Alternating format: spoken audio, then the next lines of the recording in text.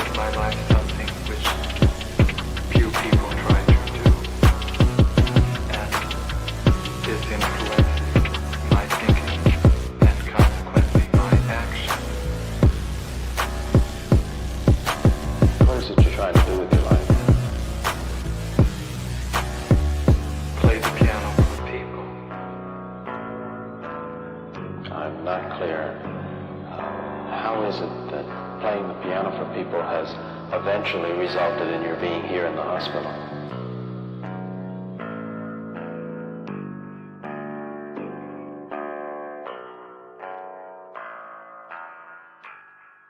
That's difficult to answer.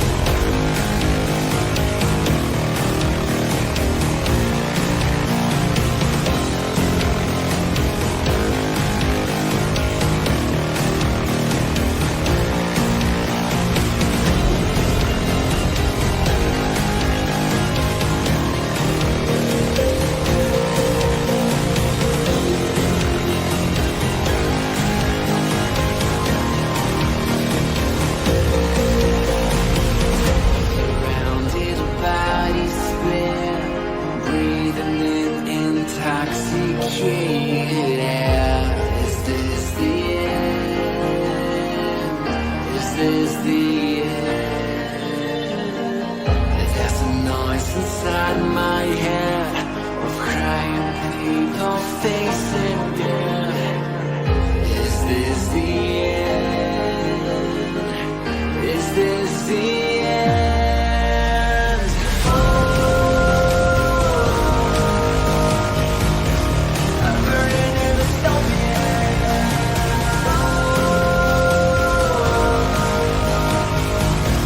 There's no place to hide.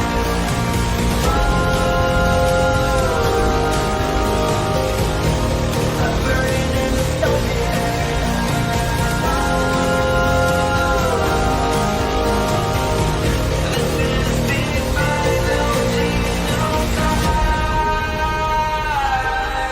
What have we done to the world?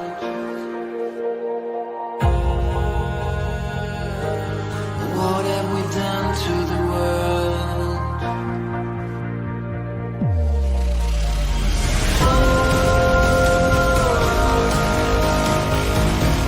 I'm burning in the stone.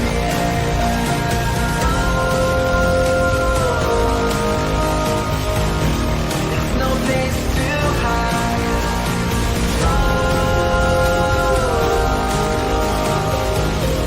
I'm burning in the stone.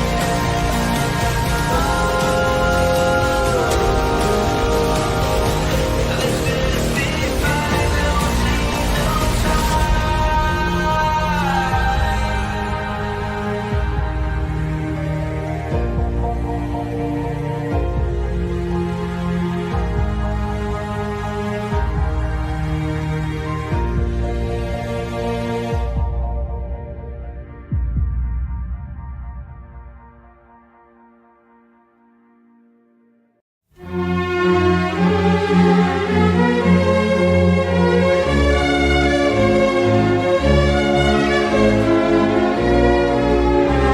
Und weil der Mensch ein Mensch ist, drum braucht er was zum Essen, bitte sehr.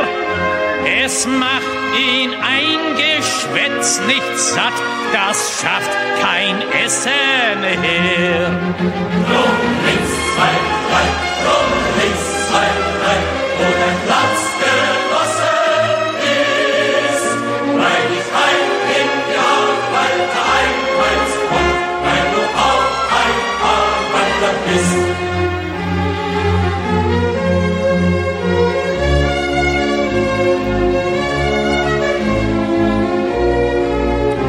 Und weil der Mensch ein Mensch ist, drum hat der Stiefel im Gesicht nicht gern. Er will unter sich keinen Sklaven sehen und über sich keinen Herrn. Drum links, zwei, drei, drum links, zwei, drei, wo dein Platz genossen ist, weil dich ein in die Arbeiter einreizt und weil du auch ein Arbeiter bist.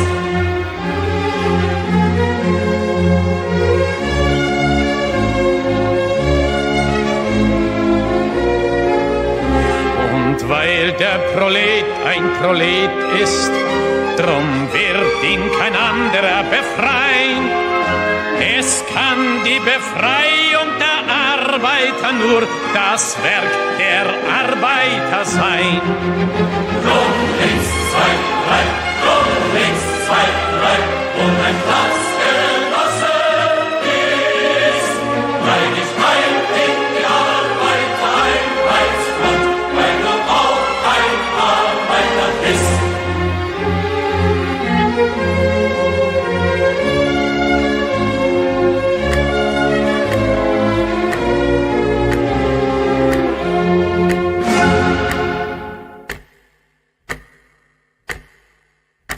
Who the fuck is Karlyn? She's just some sweet lady. She's like in a knitting. She does like a knitting stream.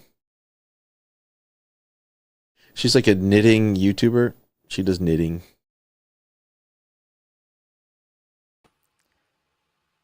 What up, everyone? Welcome to the Knitting Socialism stream on Saturday.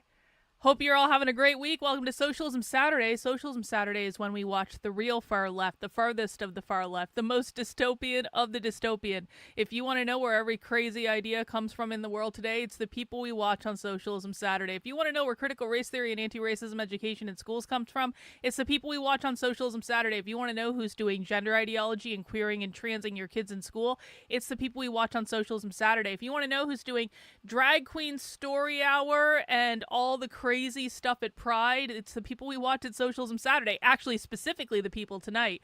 And, we watch the farthest left people we can find, and we learn about how all of this dystopian stuff happened in the world. And we don't learn about it from a right-wing perspective because the right thinks they understand the left, and the right really has no idea about the left. I see this over and over and over again. It's so incredibly frustrating. It's like people on the right who call themselves anti-communists, who believe that they're literally fighting communists and socialists, they don't know the first thing about who these people actually are, what they're actually doing. All they know is their right-wing talking points. And my contention and why we actually watch the real far left is because I think these people are incredibly dangerous. I think this is an ideology that has been building for a really long time. I'm literally writing a book about queer Marxism right now, and I gotta tell you guys, I've been cranking on this book, and if people are new to socialism and new to me, I know that some people are a little bit newer. I've been working on this book called Queer. It's probably going to end up getting a different title, but this is the title I wrote when I designed this book cover: Queer Marxism, an Anti-Communist Introduction to the Left's Most Dystopian Ideology. I have probably been working on the research to write this book for at least 2 years now. I didn't know I was working on the research for this at the time when I started. I had no idea what any of this was. And I got to tell you guys, I've been cranking on this book the last several days, and you guys are going to love it. And it is crazy. And basically, I have gone back to the 1940s and have pieced together how queer Marxism developed and mutated as a separate strain of Marxism in our society. And almost every single of the really, really, really crazy things that we have to deal with, it all comes back to this. These ideas come from somewhere. These ideas are not new. These ideas did not develop under Obama. These ideas are not because of the Democratic Party. When you go back to the origin of queer, you guys are going to be floored by this book. And I'm telling you, this book is going to be a long-ass book. I had no idea what I was getting into when I was writing this book. And now I've got all the research. I've got AI working for me to do all the research. AI is so fucking awesome. Can we just talk about that for a second? AI is so fucking awesome.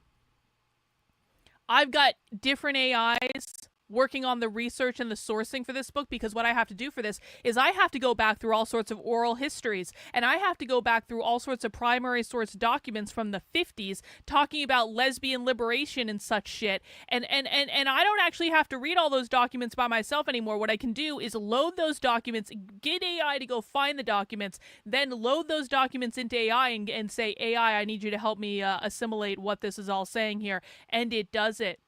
And thank God for AI, because can you trust the AI? Well, yes, you can trust the AI because you're the one inputting the information into it. This is another, Leonard, I love and I appreciate you. You know I do. I love and appreciate you. You've been around a long time, Leonard. I'm not trying to shit talk you, but conservatives have got this ridiculous attitude when it comes to AI. The AI will, first of all, AI is inevitable. There is, you guys can bitch and moan about, AI is woke, AI is leftist. Do you know why AI is woke and leftist? Because it's the leftist putting the inputs into the AI. Do you know what starts to happen when you start putting inputs into the AI? It stops being fucking leftist. You can actually tell the AI, I want it to have this perspective, and it will, because it's a robot. AI is not a woke social justice warrior trying to fool you. AI is a robot, and it is inevitable.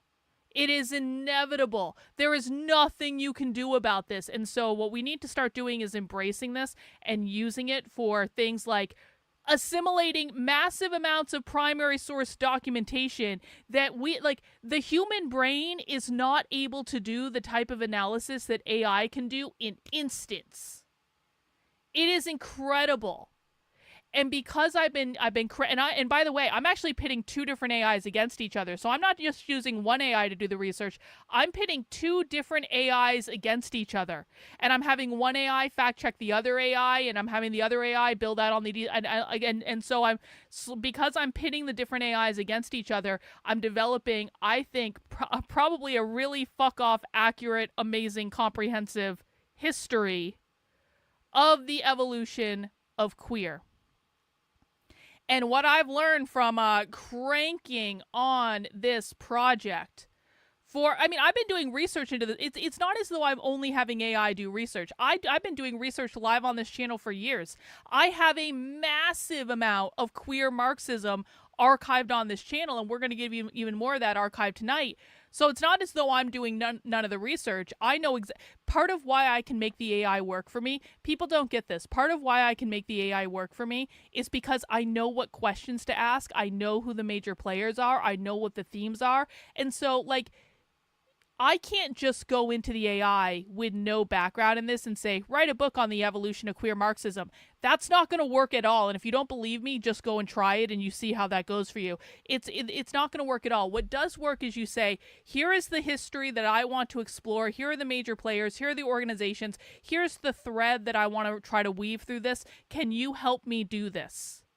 And then the AI can research for you. The AI can help you find connections that you didn't think of. The AI can help you build it out and really make sure you're encompassing all of the different resources that are out there, because it's able to find things that you can't find on your own, or that it would take you a long ass time to find. Anyway, it's fucking awesome. I'm so glad I'm back in book writing mode, because I was out of book writing mode for a while. I was always making notes here and there, and I was always drafting things here and there, but like now I'm in full-on book writing mode. I've got like the first 6 or 7 chapters. I'm finishing the 7th chapter of this book right now. I've only published one of the chapters, but on my website. I'll talk about that in a second. But I'm like I'm working on chapter 7 of this. There's probably going to be at least 20 chapters in this book. This book is going to be massive, but it's going to be a comprehensive history and a comprehensive look at how all this bullshit developed.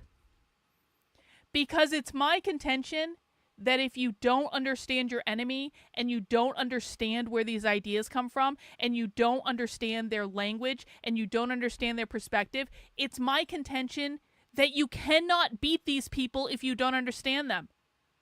And I don't know why the right doesn't understand this. I don't know why the right thinks that clickbait bullshit on Twitter is superior to real knowledge that's grounded in real world primary sources.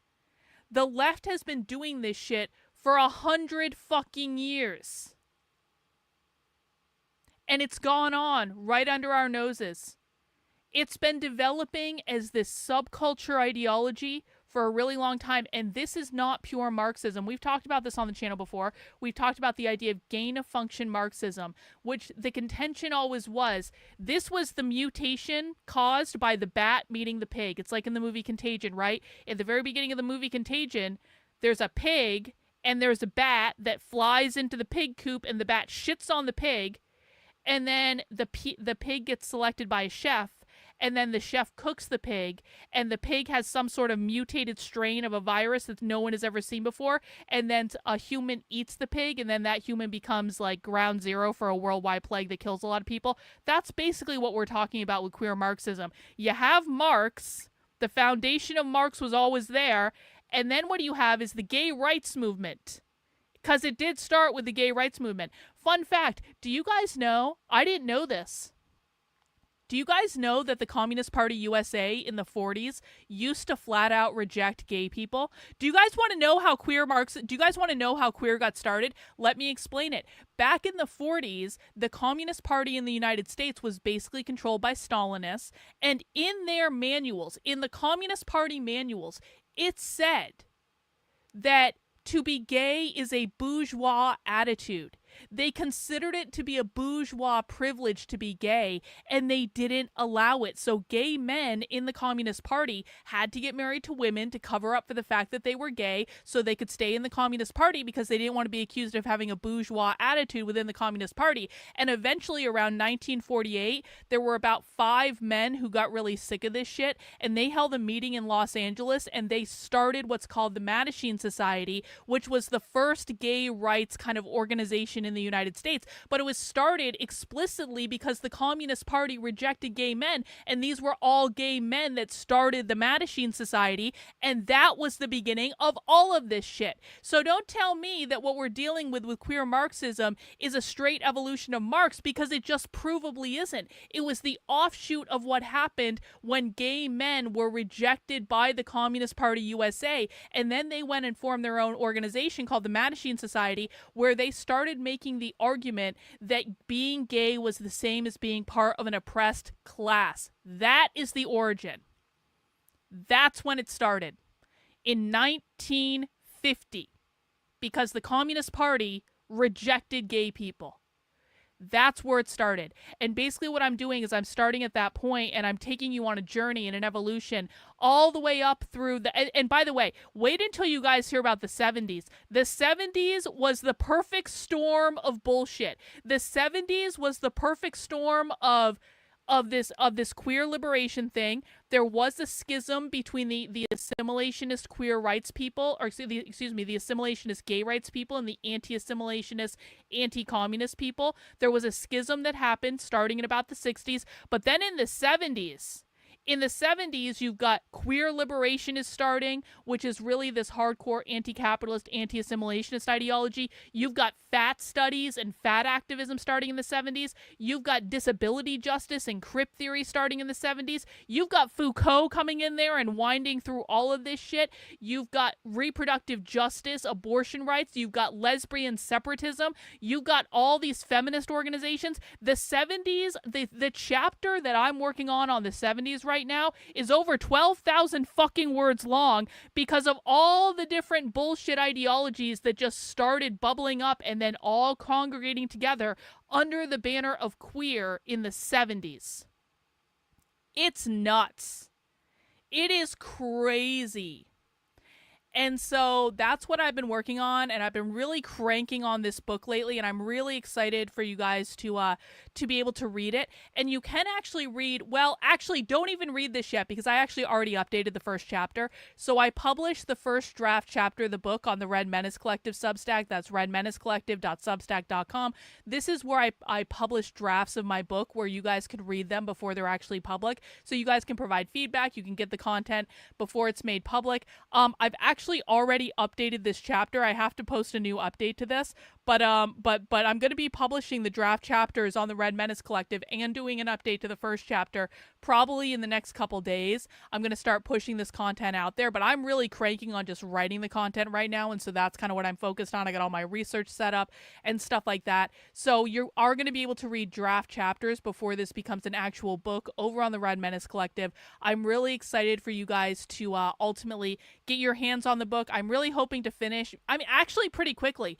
The rate that I'm going right now, I'm basically trying to get the whole draft done, and then I need to do a second revision. So, I mean, probably within a month or two, I'm going to have this book done. It might be sooner if I'm really just very focused and cranking on it. Well, I don't record audiobook. Well, maybe it will become an audiobook. Maybe. But the fact is that do you know how hard recording an audiobook is? I just don't want to put the time into it. I honestly don't. No one else is reading my audiobooks but me. And I don't want to put the time into it right this second, but maybe it will be. But don't count on that. I mean, it may become an audiobook someday, but that's you know what you can actually do on the Substack though, Donnie girl? Do you know what you can actually do over on the Substack is you can actually create an audio version on the Substack, so you can automatically have the Substack read it to you. And so that's why I used to actually record podcasts when I did draft chapters and me reading them, but then Substack put a feature in where you can actually just have it read to you like it's an audiobook. So that works better for me. I don't have to record nothing. It's not an extra thing on my plate. So that might be the way to go. Anyway, the reason I bring this up is You guys are going to help me research this tonight. We are all going to be going on an adventure to research queer Marxism together tonight. And because listen, I'm not letting the AI do all the research for me. I'm having a ton of fun with this research. I'm enjoying doing this research. I love queer Marxism is my favorite thing to cover. It's the most dystopian shit. This is where you get all the gender stuff, the gender abolition stuff. This is where you get all the abolish the family stuff, all that. And so this is my favorite topic to cover. So I'm not letting the AI have all the fun. You guys are going to help me research tonight. You guys ready to go on to a deep dive into the world of queer Marxism? Let me introduce you to Susan Stryker. Let me show you what Susan Stryker looks like. That's Susan Stryker. We've watched Susan before. We actually did a spy stream several months ago in which we went inside a presentation that Susan gave at Stanford University. And I had heard of Susan, but I had never actually seen Susan talk before. Susan is a trans historian, not just actually trans. I mean, you can see that Susan is actually trans, but Susan actually has published multiple books on the history of trans and queer activism and all that stuff. I've actually quoted Susan's books several times already in my book. Susan is prolific on this topic. And you know how we should have known? Because when we first saw Susan, which again was in a lecture at Stanford University back in May, I believe, Susan, in her lecture at Stanford University, quoted towards the queerist insurrection and talked about the Compton's cafeteria riot. Now, how many of you have heard of Stonewall? Stonewall is kind of like the big gay activist thing where the police showed up at the bar and they started throwing stuff at the police and there was a standoff, and the Stonewall is like the big one, right? Compton's cafeteria riot happened 3 years before Stonewall. It happened in the Tenderloin in San Francisco. It was kind of like a mini Stonewall test run. Not a lot of people know about this. Compton's cafeteria riot is one of the things that you kind of only know about and find out about when you are reading the same stuff as the queer subculture people read. So it's kind of like people don't know about it, but Susan Stryker has actually written about that extensively. I am absolutely convinced that Susan was intimately integrated into these subcultures when them were younger. And you know what? That's a common theme I've been finding, because one of the things I'm doing as I'm writing this book is I'm working on a chapter right now. I'm trying to finish chapter 7, but after chapter 7, chapter 8 in this book is going to be all about the queer academics that started bubbling up in the 70s. And so there were all sorts of these like faculty members in the 70s and the 80s, people like Judith Butler, people like Michel Foucault, but then there are all sorts of other like professors that started pushing queer ideology in academia. What I've had the AI do is I've had the AI go back into the personal histories of all of these academics. And do you know what I found out doing that? I found out that all of these academics were intimately involved in this queer liberation subculture bullshit. So it's one of those things where a lot of people think that the philosophy, the academic papers come and then the activism comes. I don't think that's what happened here. I think that people were involved in these activist subcultures, mostly in like New York and San Francisco and maybe a couple other places too, but that's really where it kind of started, was on the coast. They were involved in these subcultures. They were going to these protests. They were involved in like gay and queer sex scenes and stuff like that. They were going to like their sex clubs. Gail Rubin was involved in leather, and we know that. She wrote about it in her autobiography. And so all of these academics that have been pushing these ideas, they got the ideas because they were directly involved in the subculture. The subculture came first. The academic bullshit came second. It didn't start in the colleges is what I'm saying. It started in the streets. It started in the activist organizations. It started in the organizations that were created specifically to push communist agenda into the mainstream. That's where it started. And then the professors who were writing about this stuff in academia, like Gail Rubin, like Judith Butler, like all of these people, they were intimately involved in these subcultures. That's where they got their ideas in the first place. The subculture came first. The academics came second. Higher ed was not the origin. The subculture was the origin. This might seem like a nitpicky point, but I actually don't think it is, because a lot of conventional knowledge says that these ideas came from on high in academia and were pushed down from academia, but it actually came one step before that. It came from the subculture. And if you don't understand the subculture, then you don't understand what's being pushed in academia, which means you don't understand what the activists are reading and what the activists think and what they're doing and what their plans are. It is critical to understand where this information comes from. I don't think I'm acting crazy here. I don't think this is crazy talk. I think this is a deeply pragmatic analysis of one of the most massive problems that we are dealing with in the United States today, something that has gone from these weird subcultures in San Francisco where you only knew about this stuff if you went to certain clubs or you went to certain coffee shops or you were in certain communities. And that subculture has gone up through colleges and universities and then right down through K through 12 public schools, and people don't understand where this comes from, and therefore they don't understand how to handle the problem. And I bring this up because, of course, Christopher Rufo is making all this noise about he was the one that killed higher education and all this stuff because Trump is demanding these huge fees from colleges for anti-Semitism and all this stuff. And they're saying what the conservative bullshit influencer sphere is trying to push right now. If we just punish the colleges, if we just get the colleges to stop teaching this stuff, if we fine the colleges, if we penalize the colleges, if we embarrass the colleges, we will have killed DEI and we will have won and all this stuff will go away. That's not true if the colleges are not the origin of the ideas. If the colleges are not the origin of the ideas, if the origin of the ideas is actually much deeper and much more ingrained and much more embedded than any of these fucking ridiculous influencers understand, then you can do whatever the fuck off you want to the colleges, Christopher Rufo. You're not going to kill anything because the subculture is still there. The root is still there. All of these ideas came from the subculture. They went through the colleges. The colleges were the middleman. But no, we're going to fix everything by getting rid of DEI at the colleges? Please. Please. You're not getting rid of shit. It's still going to be there. It's just going to find another avenue. And by the way, it's already gotten to youth anyway, so it doesn't even really matter what you do to the colleges now. They've already captured an entire generation. I don't know why I have to point this out to people. I was under the impression that the right wing was a meritocracy in which the best and the brightest rise to the top, but the best and the brightest can't even figure out the origin of the ideas they claim to be fighting. The best and the brightest can't even understand why, no, Christopher Rufo, you never should have invited Judith Butler to speak at the new college in Florida, pretending to be an anti-woke college while giving out her gender studies book to all the students for free. No, you shouldn't do that. You want to know why? Because Judith Butler got her ideas from the subculture. She was involved in the fucking subculture. That's where genderqueer came from. That's where gender trouble came from. That's where all of Judith Butler's ideas come from. You think that that's a person that you want to introduce to college students while you're pretending to be killing woke? I could rant about this bullshit all day.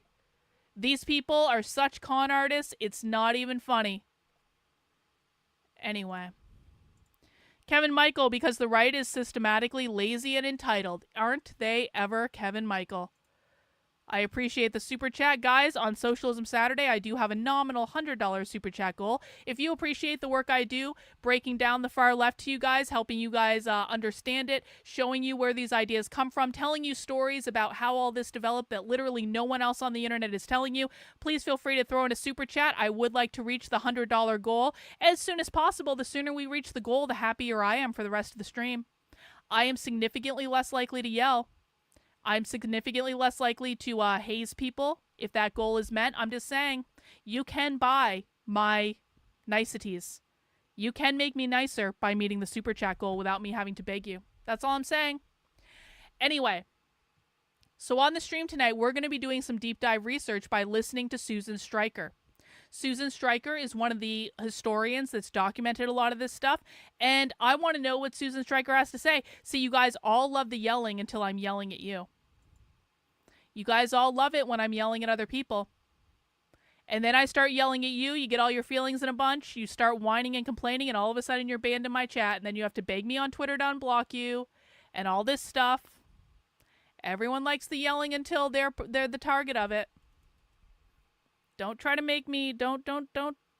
I know how you think. Anyway, I've got a couple presentations pulled up from Susan Stryker. I don't know how many of them we're going to get through. I hope we get through at least 2 of them.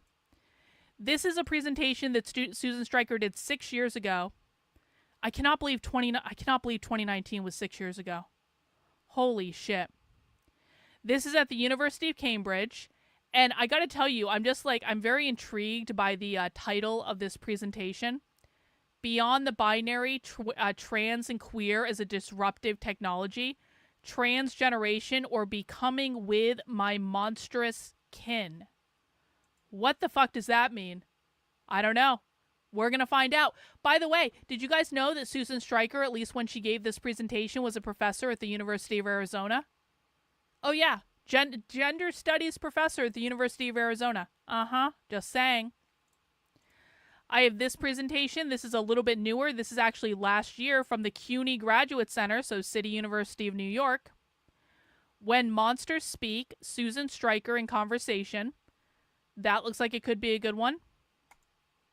And then I have this one, and when was this? This was a while ago. 2016, almost 10 years ago, 9 years ago. Crazy. This was at the New School in New York City, Gay American History at 40. And it's a keynote address that Susan Stryker gave at the New School. So that's what we're going to be doing tonight. We're going to be watching a trans person talk about the history of gay and queer in America. And you guys are going to help me research for my book. And hopefully we learn some stuff and we learn some new things. And that is what we're going to do. Are you guys excited? You guys excited to hear where all this stuff came from? I think it's going to be fascinating. And listen, if one of these presentations suck, we can go to the other one. Not that big a deal. So that's what we're going to be doing tonight on Socialism Saturday, guys. I hope you guys are here for it. As a reminder, the very best way to support the work I'm doing, in addition to sending in super chats, is to... Oh no, I don't even have my Substack up. Hang on. The very best way to support the work I'm doing is to head over to my main Substack, which is Karlyn, Karlyn.substack.com. And make sure you sign up as a member for $8 a month, $80 a year. You can sign up for free, and please make sure you are signed up for free email updates, regardless of if you give me money or not. I would really appreciate it. But if you do want to support my work, I'm 100% independently funded. I have no political tribe. I'm not a part of any organization that requires me to tell you a specific set of talking points. My only job is to show up and show you guys the receipts and break it down for you and allow you to see in full context what is going on so you can decide what you think about it. And I tell you stories about the left that literally no one else is telling you. I go inside meetings that no one else is watching. I break it down. I do clips. I do live streams. I do all that stuff over on my Substack. That is my main content hub. If you are looking for resources to get into my work, go to the How to Speak Socialist section. There are 2 free classes right at the top. I can recommend the re-education class that I just recorded not too long ago, a couple weeks ago. This is a great 90-minute introduction to my work if you are newer to following the language of the left. It is totally free. It is available on demand. And when you guys sign up to support my Substack, you are allowing me the time to do this research. You are allowing me the time to build out classes and online resources to help teach people about this stuff. And you are helping me to spend time with you on the internet talking about it. So I really do appreciate it. Again, that is Karlyn, Karlyn.substack.com. If you want to get those advanced chapters to the books that I was just talking about, that is a completely different Substack, okay? So you got to think of these as 2 different products. They're not the same. You don't get one by signing up for the other. But if you want to get access to my book chapters while I'm writing the book so that you can kind of see drafts as it's coming together, head over to the Red Menace Collective. That's redmenacecollective.substack.com. You can sign up there for a membership to get access to previews of the books. You will also get a PDF copy of the book before it's published out to the world, so you can actually get the full and final book before everyone else. You guys are the ones that allow me to have my book writing habit, and I really do appreciate it. I am hoping to publish 4 more books by the end of the year. That is my goal. It's an audacious goal. I don't know if I'll achieve it, but I published 4 books in the beginning of the year, so maybe I'll be able to do it. I think I'll be able to get out at least 2 more. Definitely this Queer Marxism book, possibly 1 or 2 more. But I'm just going to say I'm trying to publish 4 more books by the end of the year, and maybe I can really crank on it and do it. The holidays get really quiet for me, and so maybe we'll do it then. Anyway, you will be able to follow along with the writing of the book at redmenacecollective.substack.com, and I appreciate that. And my merchandise store is getting a rebrand. My merchandise store, which has always been the Unwoke Art Store, is getting a little bit of a rebrand. Why is this important? Well, it's important, number one, because I can no longer stand the word woke. James Lindsay has irrevocably ruined the word woke for me. And so I need to change the name. I just need to. And I do know what the new name is going to be, and I'm not going to tell you yet. Because I want to give people one more chance to get the merchandise that they love, because in addition to changing the name of the merch store, I'm going to be taking out a lot of the merch that I have in there, because I've got a lot of designs in there. I've got a lot of awesome designs, a lot of awesome anti-communist designs. You get them on t-shirts, hoodies, glasses, hats, stickers, all sorts of great stuff. I've got my dystopian movie posters in there. I've got the zine designs in there. We got all sorts of great stuff, some classic designs. And here's the thing, in along with the reboot for the store, I'm going to be rebooting the merchandise as well. So if there is any merchandise in my store that you have just been hankering for, that you have to have before it goes away, head over to the Unwoke Art Store right now between now and tomorrow evening. And if you spend over $100 in the store this weekend, you will automatically get 25% off your entire order. So literally everything in the store is on sale. You just got to spend $100 or more. You get 25% off. So head over to the store. I'm going to be taking many of these designs out of the store, and they won't be around anymore. And pick up whatever you like. And we're going to start off with some new, fresh, limited edition designs when the store comes back, and it's going to be awesome. So that's unwokeart.com for the moment anyway, and I will reveal the new name next week. It shouldn't really come as any surprise to people. It will be in the Red Menace theme that I'm transitioning over to. You want the Marxism is Evil hat? Well, you can get that. You can get it, and not only can you get it, but you can get it in white or red because they both look cool. See? Look at that hat. That hat's awesome. Go get that hat. You got stickers, you got tank tops, 2 different versions of a hat, you got a hoodie. Lots of cool stuff, man. My merch is awesome. I love my merch. I wear my merch almost exclusively. I'm actually wearing my merch right now. I love the t-shirts. The t-shirts are great. They're a super soft fabric. Let me see. Which one am I wearing right now? I am wearing... Where is it? Where the heck is it? Where is the design I'm wearing right... What the hell? Why can't I find it? Right here. This is the design I'm wearing right now. It's the 4 Goals of the Woke Left design. It is awesome. I love it. Got some kick-ass Plague Doctor tees. Yeah, those Plague Doctor tees are going to be sticking around. The Plague Doctor is the mascot because I envision that I'm like a Plague Doctor going into an environment where there's so many sick people. Look, I've got 2 different versions of this. Look at how sick this version looks. I need to get one of these for myself. Look how sick that Plague Doctor looks. Come on. I love this stuff. I love it. I have a merch store because I love my merch. I wear my merch almost exclusively. It's rad. Okay, so pick up some stuff in the merch store. You got if you spend $100, you get 25% off your whole order, and that is until tomorrow evening, and then the discount code goes away, and then we're rebranding the store, and that's going to be the way it is. And so now's the last chance to pick up some stuff there. Anyway, are you guys ready to get into it? Oh, wait, hang on. Before we get into it, we have, of course, a helpful video that you guys need to watch. If you are new to Socialism Saturday, please pay attention as we play an informational video about the rules of Socialism Saturday. If I can find it. Okay, pay attention. All right, for anyone that's new, we have some rules for Socialism Saturday. Let me go over them real quick. Socialism Saturday is a research group and a class. We do take this seriously. You're allowed to have fun. You're allowed to have a drink or 2. You're allowed to kind of kick back and joke in the chat. However, I need everyone to understand that when we are researching the radical revolutionary left, we do take this seriously. And so if you're shitposting in my chat, I'm going to tell you to stop. If you are posting off topic in the chat, I'm going to ask you to stop at some point because it's going to be distracting to what we're doing. I need you to think of yourself as in a classroom. And I'm not talking about an online classroom. I'm talking about a real-life classroom, okay?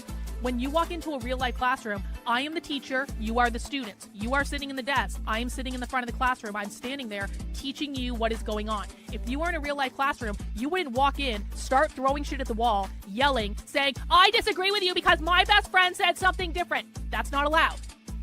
I don't care about your feelings. I'm not going to coddle your opinion. and that's going to be the way it is. And if you don't like it, you don't have to be here. But if you are in my classroom, you will respect my rules and you will listen to me. And if you do not do that, then you will be removed. And how you feel about being removed makes no difference to me at all.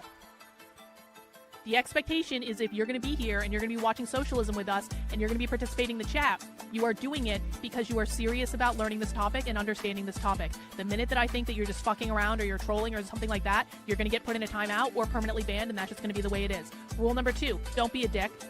Do not insult me. Do not insult other people in the chat. I can do whatever I want because I am the queen fascist bitch of my YouTube channel. So I can say and do whatever I want. But if you don't insult me and you don't insult other people in the chat, we're not going to have a problem. So be an adult, rein that shit in. Number 3, no whining. I don't care about your feelings. I don't care if you feel personally attacked. It makes no difference to me at all. And I promise you, I care about your feelings a little bit more than the left does. So if you can't handle me, you can't handle the left. If you start whining and complaining because you don't like the rules or you think you're being treated unfairly, you can just leave, bro. There's the door. You don't have to be here. Number 4, listen.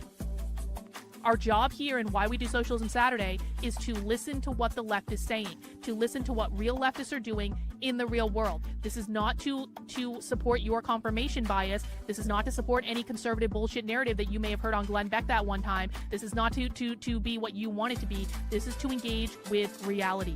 We need to listen, we need to actively listen, and we need to understand the left better than they understand themselves. That is the purpose of this exercise, okay? As part of that, I do ask that people refrain from debunking. You do not have a single debunk in your arsenal about the left is stupid because of reasons X, Y, B, and Z, or the left is her hypocrites for reasons X, Y, B, and Z. You don't have a single debunk that we haven't heard before, okay? And every time you put energy into debunking, that is energy that you're not putting into listening. So if I see you debunking, I'm going to tell you to stop because you need to put that energy into listening instead. Lastly, break the rules of my chat or disrespect me in any way, and I'll just kick you out, and that's the way it is.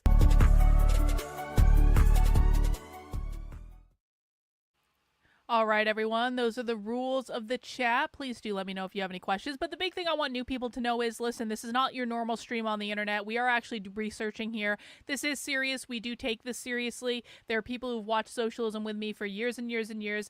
That's not to try to make any new people feel bad. Of course, we never want anyone to feel bad, and we do want everyone to ask questions. I just want to emphasize, I'm going to turn down my mic a little bit. I just want to emphasize that we don't like shitposting. We don't like debunking. It kind of distracts from the whole point of this. And please just follow directions. Like if you're a new person and you do something that is kind of against the group norms, it's no harm, no foul. You're new. But if we ask you to stop doing something, answering by whining and complaining is not going to work out well for you. I promise you. So if you have questions... If you have questions, please do ask them in the chat. We will try to answer all questions. We will be watching the primary source information directly, and we will be learning from the left what they believe. This is really important. If you want to know your enemy, you have to know them as they know themselves, not some deranged, twisted version of them that has nothing to do with what they believe. So we watch primary source leftist YouTube channels and videos and stuff like that. We listen to how they explain things. We listen to what they believe. They use a different language than us. If you have questions about the language, please ask me. I will also stop to break stuff down as we make our way through it.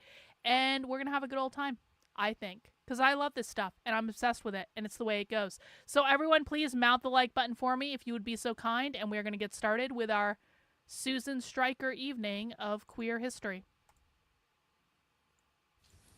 Thank you, Heather, and thank you to Heather and Sarah for putting together such an exciting and mind-expanding day. I'm thrilled to introduce Susan Stryker as our first keynote speaker. Her essay, My Words to Victor Frankenstein, about the village of Chamonix, 25 years old this year, and the stimulus for We're this just going to conference... fast forward to Susan. Hopefully the audio's better. Thank you for that, Karlyn. Is the microphone picking up my voice? Good. All right. Well, thank you for that warm introduction, and thank you, Sarah and Heather, for the work that you've done in organizing this symposium, and to you, the audience, for your engagement here today.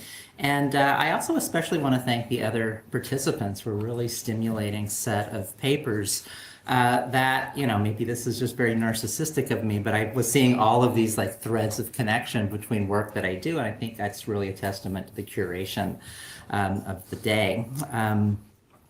I appreciated Nick's suggestive linkage between my Frankenstein essay and Ivor Cummings and Black British history through this, in some ways, very minor passage in my essay about darkness and the possibility of connecting to people through darkness, which I'll actually mention a little later in my talk.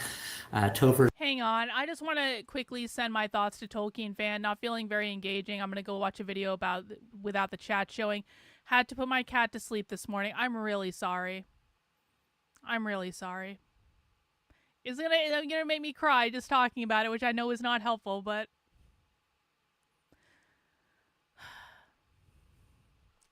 I'm really sorry. Work on sort of non-state queer archives that so resonates with my own community-based archival practice over many years. I've known Ulrika for a long time through our shared involvement of the Somatechnics Research Network, which is a kind of a theorization of ways to think relationships between bodies, technologies, and environments in a quite different way. And I really appreciated Christine's comments on transfemininity and ways that we can use that to maybe rethink feminism and femininity in science in the 19th century.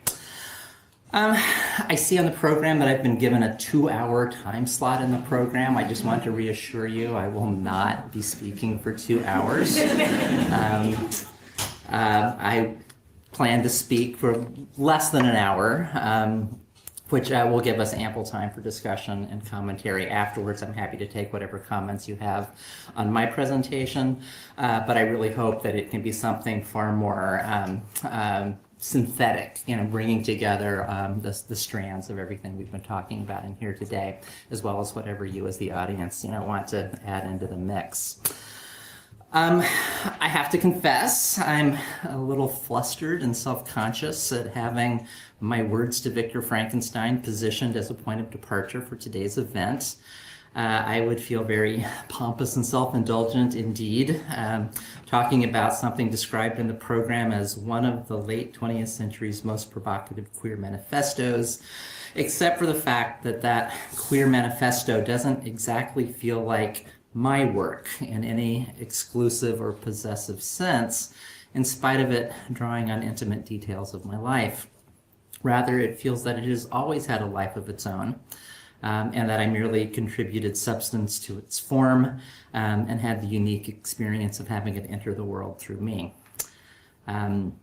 I chose the title of my remarks today, Transgeneration, Becoming With My Monstrous Kin, to express this perception, which the conference organizers call a recapitulation of the ontogeny of monstrous externality that celebrates new forms of birthing, kinship, and reproduction. Reproduction, social reproduction. My plan is to do just what I said in the abstract printed in the program, which is 3 things.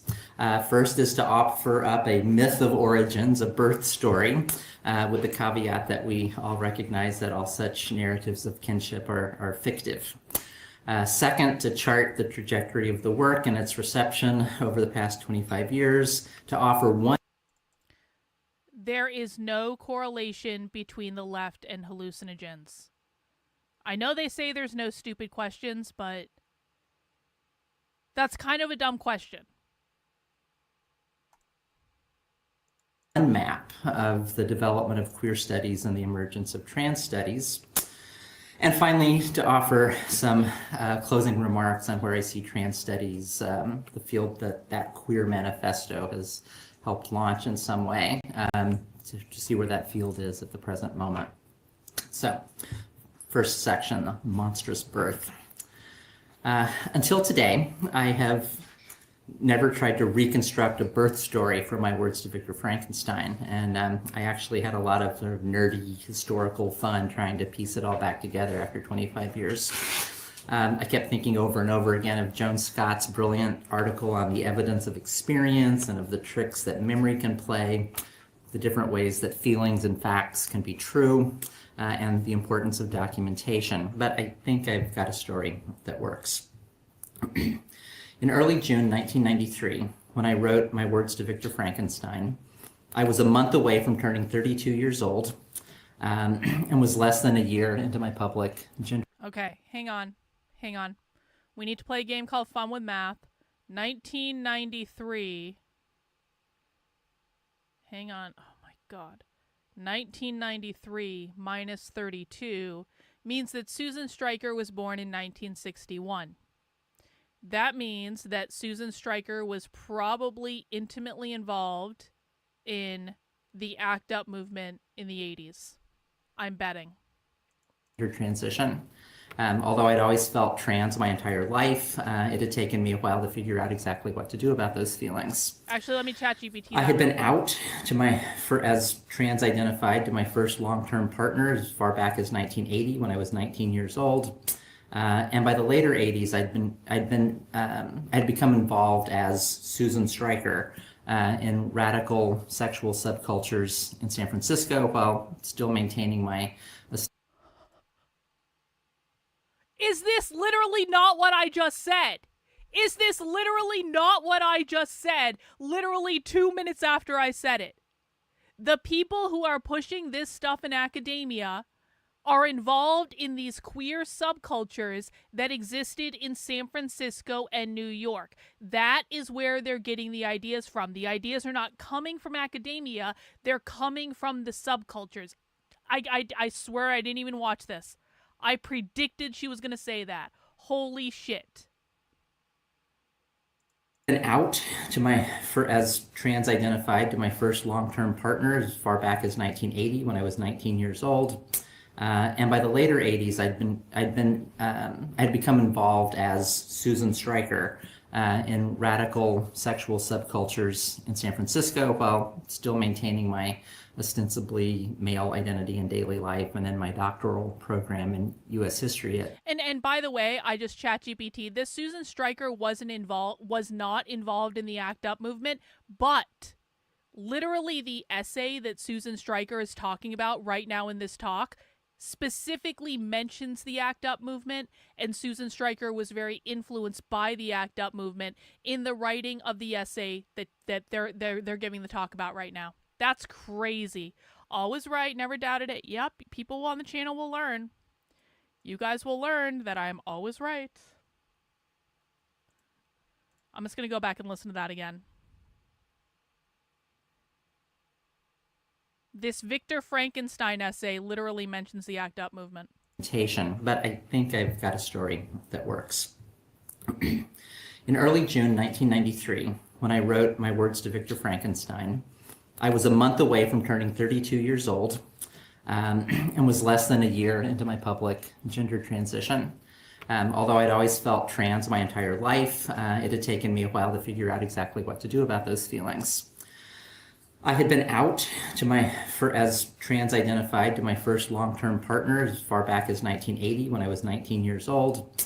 And by the later 80s, I'd become involved as Susan Stryker in radical sexual subcultures in San Francisco while still maintaining my ostensibly male identity in daily life and in my doctoral program in U.S. history at University of California at Berkeley.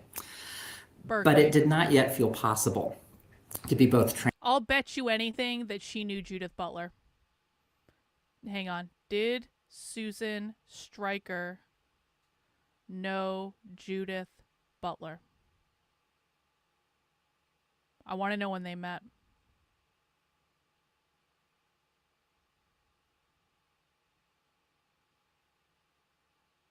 All right. We're not sure yet. Trans and an academic, and I sort of teetered between those two things for several years with one foot in the dungeons and drag bars of San Francisco and the other in an ivory tower across the bay. It was only in 1991, in the heady moment when the AIDS activist organization Queer Nation erupted into being in U.S. cities from coast to coast, and queer theory was carving. Queer Nation is the organization that wrote Queers Read This, which we read on the channel, what was it, a couple weeks ago? Queers Read This is like the first initial zine that was handed out at New York Pride in 1990 that kind of started this whole thing. Hey, thanks, Shelly B. I really do appreciate it. Out new spaces in the academy, that it felt possible to bring the two sides of my life together. Apropos of the theme of this conference, Beyond Binaries, it was through the newly articulated political and intellectual formation of queer that I found a way to move beyond the binaries that bifurcated my existence. Oh, yeah? To come out publicly as trans, with a goal of functioning as an intellectual in the community and a queer in the classroom.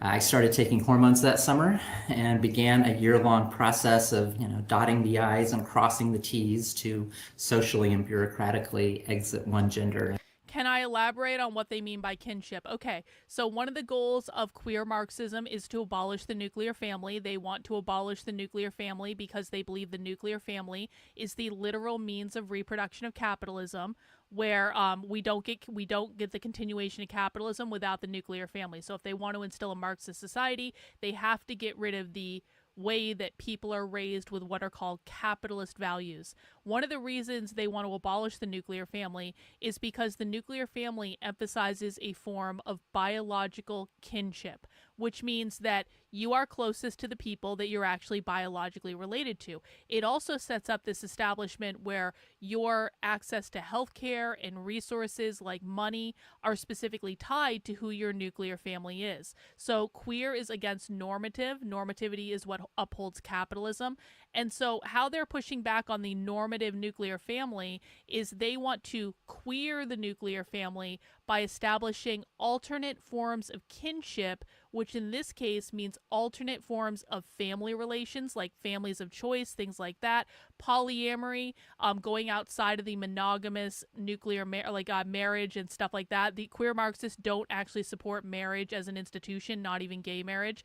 And so what they want to do is establish alternate forms of kinship or social relations that are separate from the privatized nuclear family. So when they say kinship, they're talking about a form of social relations that is outside of biological relation. Hope that helps. And enter another. In the summer of 1992, just as Leslie Feinberg was publishing a little pamphlet called Transgender Liberation, a movement whose time has come, I finally went full time, as we used to say back in the day. My living situation was pretty precarious. I was recently divorced with 50% custody of my young son, living in an anarchist collective with a new girlfriend who had decided to get pregnant by known donor insemination just as I was on the cusp of transition, trying to pay off my student loans and struggling to make ends meet by any means necessary. As an openly transsexual person, I was virtually unemployable in spite of my PhD. I'd been working as a sessional instructor in the history department at the University of San Francisco, which was a private Jesuit university. And the one reasonably bright spot in my otherwise dismal employment prospects was that my department chair, who was a gay man, was very supportive of me and actually helped me transition on the job. But it was not a very good job. To supplement my meager income, I graded papers for my former professors at Berkeley and worked as a canvasser, going door to door to raise money for a rape crisis center, keeping a small percentage of whatever I took in as a commission. Most of my life, beyond home and work, revolved around volunteering at what was then called the Gay and Lesbian Historical Society, the archive where I was immersing myself in the Bay Area's queer and trans history, and being involved in a brand new activist group called Transgender Nation, which began in the fall of 1992 as an affinity group within Queer Nation. Let's see. Average person, thanks for the super chat. Wait, Leslie Feinberg was one of the films I watched in the Queers Bash Bash. Seriously. All of these things come together, don't they? It's funny what happens when you start recognizing these names. Appreciate that. I took a screenshot of that, average person. Thank you. It soon spun off on its own.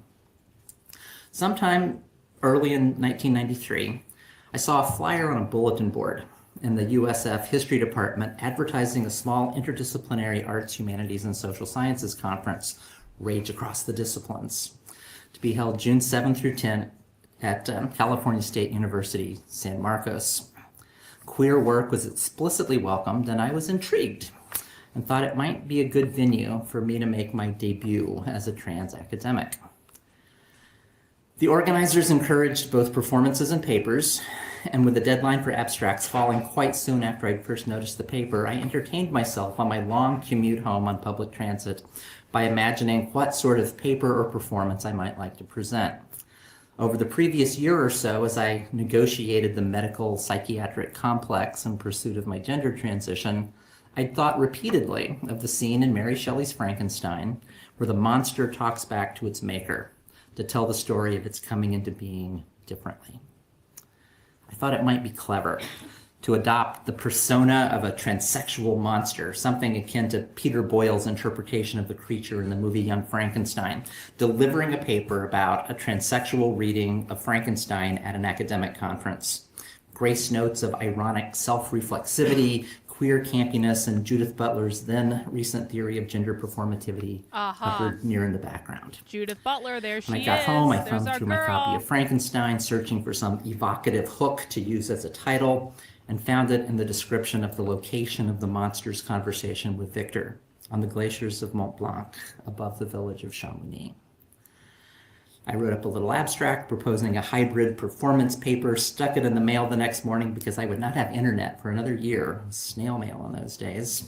And not too many weeks passed before I received an acceptance letter in the mail.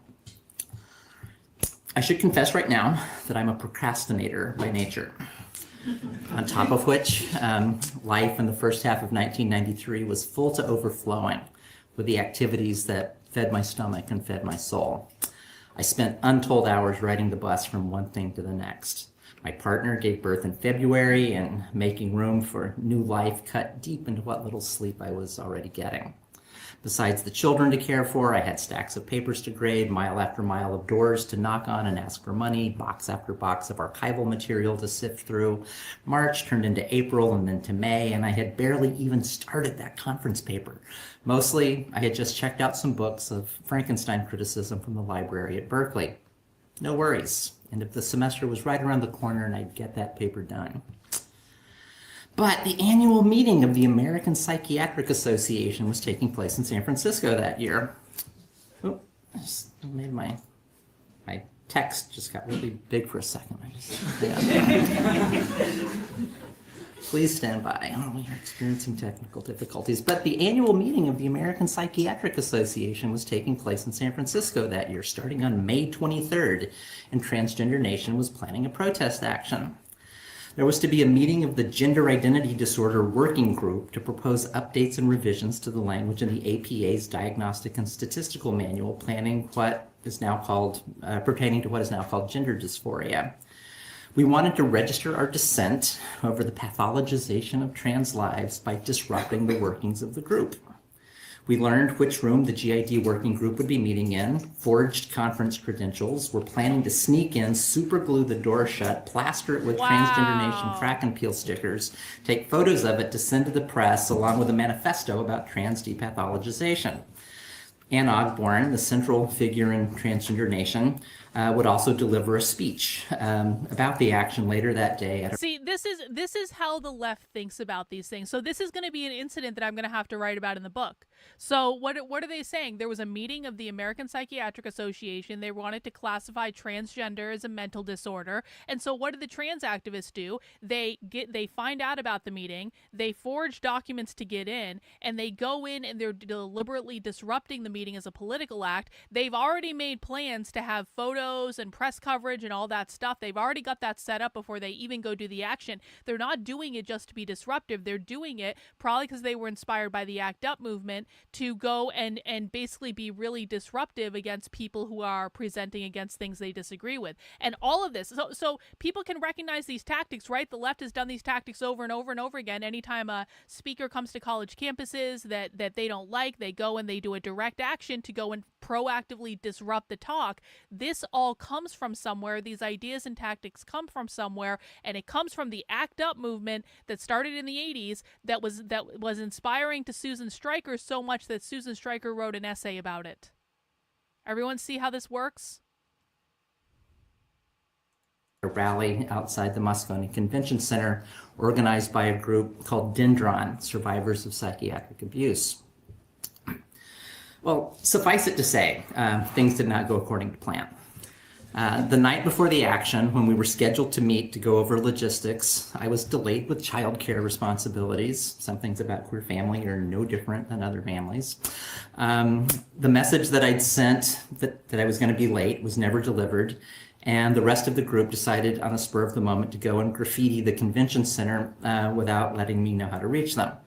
While they were spray painting slogans like APA go away and transgender liberation on the walls of the Moscone Center, members of the San Francisco Police Department happened upon them, arrested them for vandalizing city property, and they spent the night in jail.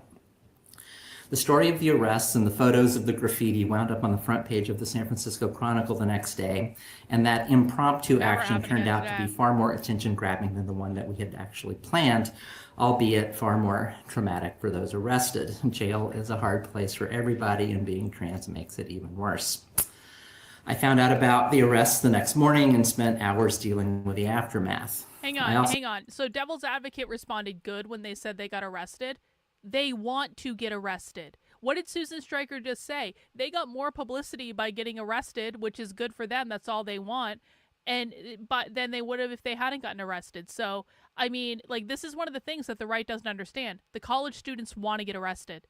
They plan to get arrested. It's even more organized than what Susan Stryker's talking about today, because today what they do is they take volunteers to get arrested. They train them how to get arrested. They make sure legal support is all provided for them. They don't have to pay for lawyers or anything. They already have a network of lawyers. They make sure the bail's already taken care of. People volunteer to get arrested. It's what they want. So whenever conservatives are saying, good, and I'm not saying you're doing this, I'm not trying to make you feel bad, but it's just like, you literally gave them what they wanted. I mean, you know, I'm not necessarily suggesting they shouldn't be arrested, but if you think arresting them, and I'm not saying to you, I'm just saying in general, if you think arresting them is going to stop anything, no, they plan for this. They literally plan for it. Found myself as the sole member of Transgender Nation not incarcerated that day, needing to whip up a rah-rah speech to deliver in Anne's place at the protest rally, which I hurriedly banged out on a typewriter in the offices of the Gay and Lesbian Historical Society. A member of the Slingshot Anarchist newspaper collective who was present at the rally asked if I could publish the speech, and I gave them my only copy. The reason I say wow is I was contacted by a very nice person recently who offered to send me hard drives with all sorts of queer zines and propaganda on them. And they actually are sending me physical hard drives from back when they were involved in all this stuff. And so I'm waiting to get those hard drives, and I'm really excited about getting those hard drives. But the reason I said wow is the person who contacted me to send me those hard drives, they said, go check out the Slingshot Collective. And so I actually literally have the Slingshot Collective like in a window on my desktop right now as part of another thing I need to research. And so it's just funny to hear Susan say that just out of nowhere. If they hadn't published it, I'd have no record and only vague memories of what I said, but as it turned out, it had a direct relationship to what was soon to come. According to Slingshot, my speech was titled Transgender Rage Against the Psychiatric Establishment. Here's a short excerpt. Transsexuals are the most vulnerable group in the transgender population because we renounce. What is to be done, Patrick, is you idiots need to learn what these people actually believe. This is like a typical conservative answer. Well, do you want us to arrest them or not? Because I just don't know, and it seems as though we don't do anything right. No, you guys don't do anything right. The reason you don't do anything right is because you don't understand why any of this is happening. Do you want to stop the disruption of the speeches? Then arresting them is not going to do it. Arresting them is, if your goal is to let's stop the disruption in direct actions, and you think arresting them is going to stop it, that is foolish and retarded. The point here is to understand the enemy that you are dealing with. If you don't understand that arresting them literally accomplishes nothing and actually gives them what they want, then you are going to lose. And you can whine and complain about that all you want, but that is reality. We hinge into reality. The point is you need to learn what you are dealing with. You need to learn why they behave like they do. And if you don't want to do that, then you're just going to keep making the same mistake over and over and over. Oh, look, another retard in the chat. Well, they should be arrested because blah, blah, blah, blah, blah, blah. My feelings, my feelings, my feelings. What have you accomplished? We're going to wait. If you think that these people should be arrested and that's going to solve the problem, I want the people who are advocating for that to explain to me explicitly what the fuck are you accomplishing. We're going to wait. Either this person or Patrick or anyone else. What are you accomplishing? I'm waiting for your answer. What are you accomplishing?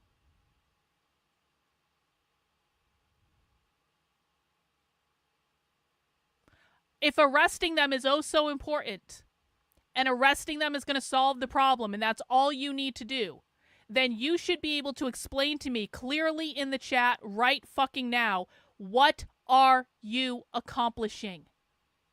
It should be very clear. No, bro. You're the one that's accomplishing nothing. You are the one accomplishing nothing.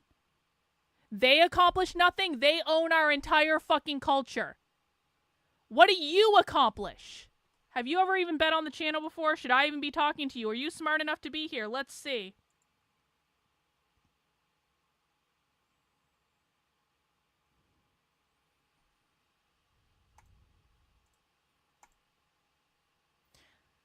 Arrests allow the event to go on, but also learn how to prevent them. You think you're bro, are you fucking stupid? Patrick, they've been literally doing this for decades and decades and decades and decades. You think you're learning how to prevent future disruptions? The disruptions have been going on for fucking decades. When are they gonna stop? What disruptions have you prevented? Have you even prevented one? Have you prevented any disruptions in the last 40 fucking years? Yes or no, Patrick?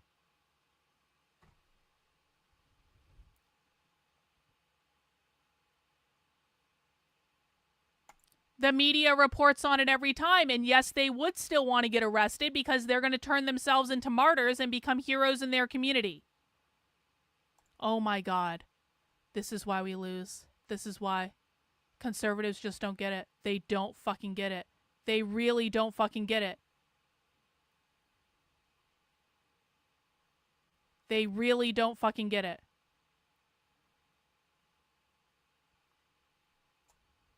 Yeah, I know you're just learning. Believe me, I am aware that you are new. I am deeply, deeply aware that you're new. So maybe, Patrick, my recommendation would be to you, your job here is to ask questions. Your job is not to pontificate like you know anything. You need to accept that you literally know nothing. You need to accept that everything you think you know about these people is wrong. You need to ask questions. And if you don't want to do that, then you're going to have the same luck at stopping this and you've had for the past 40 years. Yeah, it makes arresting makes conservatives feel good about themselves because they high five and they go, we arrested them, we got them. Meanwhile, the person gets out, they get off because they've already got lawyers set up. Nothing changes. The problem just gets worse. But the conservatives are high fiving each other like they accomplished something and pretending that they did. And then the problem keeps getting worse and people wonder why. So you're saying that the anarcho-commie street milieux and then went into academics, which brought it back into the streets? No, I'm saying it started in the streets, went into higher education, which brought it into K through 12 schools. I'm not saying it went into higher education and back into the streets. It was always in the streets. The streets are the origin point. The streets are where all of this stuff is. The streets are the tip of the spear. Then it goes into higher education. It goes from higher education into the K through 12 schools and into popular culture. But it doesn't go back from higher education. This is a fair question. It doesn't go back from higher education into the streets. It starts at the street. Actually, if I was to build a model of this, it starts at the streets, goes into higher education, goes into K through 12 schools and pop culture. That's where it is. I don't think it's a two-way process. The ideas come from the streets, it comes from the subculture, and goes into the colleges. for the rest of our lives the privilege of having a natural body. Our situation is simple. Other people, psychiatrists, therapists, doctors, exercise What that means is, by the way, by the time conservatives figure this stuff out, so think of it maybe as like, I'm brainstorming this on the fly, so I reserve the right to change my mind later. If we are starting with the premise that these ideas start in the subculture, which we're going to call the streets, it starts in the activist culture in probably the major cities where there's a lot of radicalization, and like the more radical subculture you have, the more you're going to have these ideas. It starts in the streets. It goes from the streets into higher education because the professors who are pushing it in higher education are involved in the subculture. They're getting their ideas from the subculture. They're going into academia. They're writing papers about those ideas in academia. They're teaching them in classes and stuff like that. It then trickles down into pop culture. So we have like 3 levels. We have the streets as the tip of the spear. We have higher education, academia that comes from the streets, and then from higher education, it pushes down into the subculture. Conservatives only find out about something when, or excuse me, not even the subculture. Let me say that again. We've got the streets and the subculture up here. Then we've got academia. Then we've got popular culture. Popular culture is going to be like general awareness of what this is. Conservatives only know about these ideas once it hits popular culture. They're completely unhinged from where these ideas come from. Therefore, these ideas can exist and percolate and fester for a long-ass time, we're talking decades, before conservatives even find out what's going on. Once it gets to popular culture, we're talking like 20 to 30 years behind where it is in the streets. Maybe less now because the process is probably faster now than it was before, so maybe they're only 10 years behind. But really think about that. If conservatives are 10 years behind, if conservatives are 10 years behind where the leftist subculture is, how the fuck are they ever going to stop it? They're literally 10 years behind. Right, I see what you're saying. I mean, it is synergistic and more related to each other than previously thought. They listen to each other. No, it's not even that, bro. It's that the people who are pushing the ideas in academia, they are getting the ideas from the subculture. They're getting the ideas from the most radical parts of the subculture, and then they're trickling down from there. So higher education isn't even the most extreme place of the ideas. The most extreme place of the ideas is the subculture.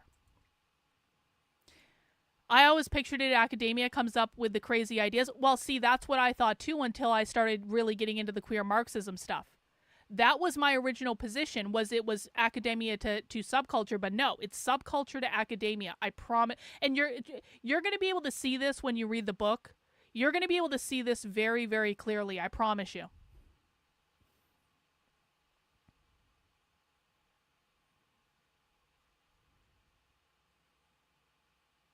Yeah, it's grassroots. Grassroots comes first, then academia, then popular culture. How do you enter the subculture? You're just like, a subculture is like, guys, we're all in our own subcultures. Every single one of you is in a different subculture. Do you like comic books? Comic books are a subculture. Do you like working out and fitness? That's a subculture. Do you like spirituality? That's a subculture. Do you like the Groypers and Nick Fuentes are a subculture?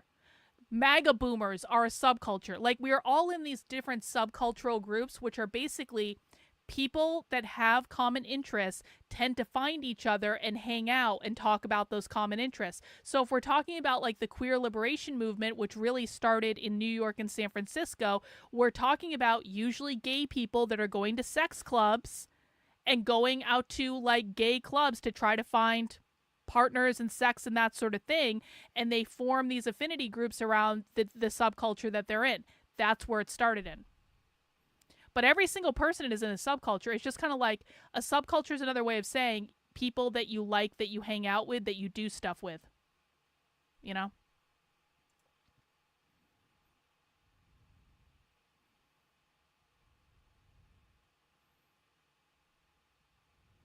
Yeah, we're creating an anti-communist subculture. We're trying to, anyway. Yeah, bathhouses. Exactly. Great example. Bathhouses are a subculture. We're a subculture. Consensual power over our bodies and our lives. As transsexuals, we do not control the means of our own production. This has always been the grounds for resistance, rebellion, and insurrection. As radical anthropologist Gail Rubin has noted, gay liberation merely paves the way for a broader movement. Gail Rubin was really involved in the leather scene in San Francisco, by the way. I was literally just researching this. She has said, keep marching out of the pages of the Diagnostic and Statistical Manual and onto the pages of social history. At the moment, several other groups are trying to emulate the success of homosexuals. Bisexuals, sadomasochists, individuals who prefer cross-generational encounters, transsexuals, and transvestites are all in various stages of community formation.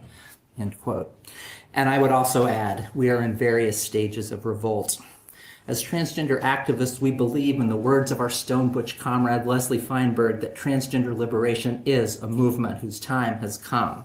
May our rage inform our actions, and may our actions transform the world as they have transformed us. For those of you who have read my words to Victor Frankenstein, you might notice some similarities.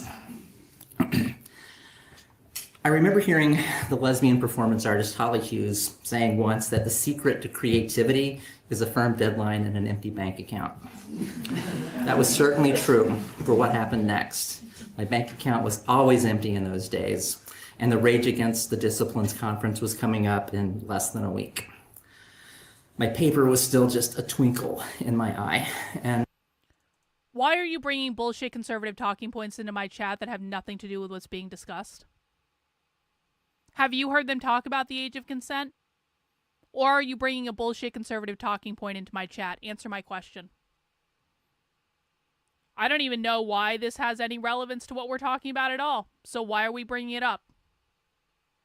I'm waiting for your answer. What relevance does this have at all to what is being discussed?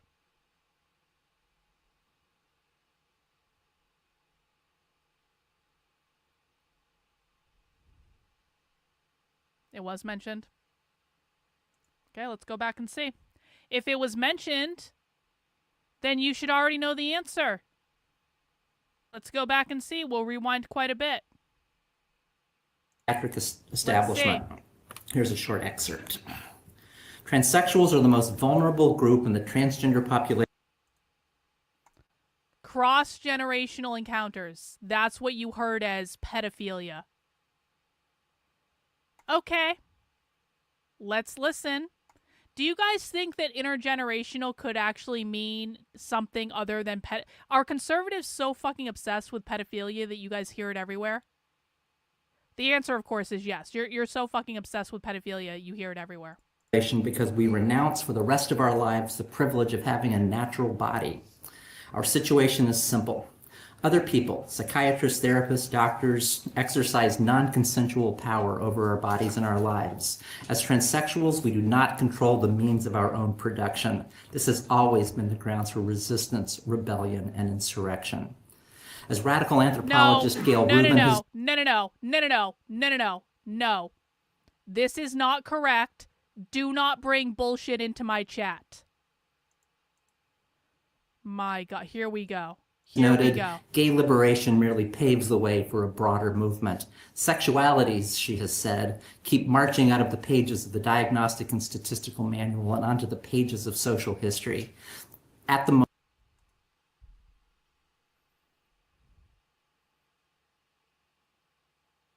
I'm going to be real blunt. If I'm going to have a bunch of conservative retards in my chat screaming about pedos, I am stopping the stream, I am ending the stream, and I'm just going to go back and work on my book. That's what it's going to be. So keep that in mind. Nope. Okay, Lady Chucklefuck, time out. You're banned for the rest of the stream. Goodbye. I am not doing this. This is not going to happen. I made it very clear at the beginning of the stream. The purpose of this stream was for me to research my book. If you guys are gonna whine and complain and bring in bullshit conservative talking points that probably have nothing to do with what's being discussed into my chat, and then whine about pedos all fucking night, I'm just gonna end the stream and go work on my book. I will just do this on my own. I don't need to have conservative nonsense in my ear the entire fucking time. Moment, several other groups are trying to emulate the success of homosexuals. Bisexuals, sadomasochists, individuals who prefer cross-generational encounters, transsexuals, and transvestites are all in various stages of community formation, end quote. And I would also add, we are in various stages of revolt. As transgender activists, we believe, in the words of our Stone Butch comrade Leslie Feinberg, that transgender liberation is a movement whose time has come. May our rage inform our actions, and may our actions transform the world as they have transformed us. For those of you who have read my works to Victor Frankenstein, you might notice some similarities. I remember hearing the lesbian performance artist Holly Hughes saying once that the secret to creativity is a firm deadline and an empty bank account. That was certainly true for what happened next. My bank account was always empty in those days, and the Rage Against the Disciplines conference was coming up in less than a week. My paper was still just a twinkle in my eye, and I had a very narrow window of opportunity for pulling it all together. Bro, do you have them? Do you have receipts? If you have receipts, you can email them to me. If you don't have receipts, then shut the fuck up. I'm not going to do this. I promise, Karlyn, there are all these zines about pedophilia in the 90s. Do you know that I have an extensive archive of queer zines from the 90s, and I've looked at probably hundreds of them, and I've never seen a fucking queer zine about pedophilia? So I expect that you have receipts and you're going to email that to me. Otherwise, you're just making shit up that is not relevant at all in any way.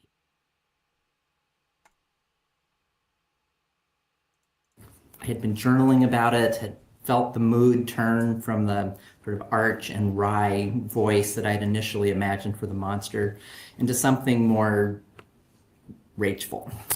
I had written some of the more florid bits already. The opening paragraph, the etymology of the word monster, the bit about looking at the transsexual to discover the seams and sutures in oneself, and the monstrous benediction about rage informing action to transform world that had found its way into the APA protest speech. Yeah. Guess what? I have zines condemning pedophilia. I have zines absolutely condemning that. I have socialists on video condemning it. Of course, we're never going to see that. Conservatives are never going to see that. I didn't ask. Okay, can someone go find this for me, please? Someone go find it and act. Let's actually. What you know? What? Why don't we just stop everything we're doing? Why don't we just stop the research that we're doing right now and do what conservative feelings want us to do? Boy Trouble comic. Let's see what this actually is. Gonna just stop the whole fucking stream for conservative fucking feelings. I swear to God. Every fucking time. Every fucking time. Let's see. Gay boy comics with new attitude. What the fuck was this?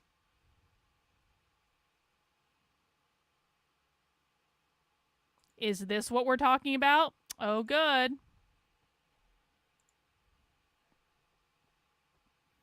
Not found. Great.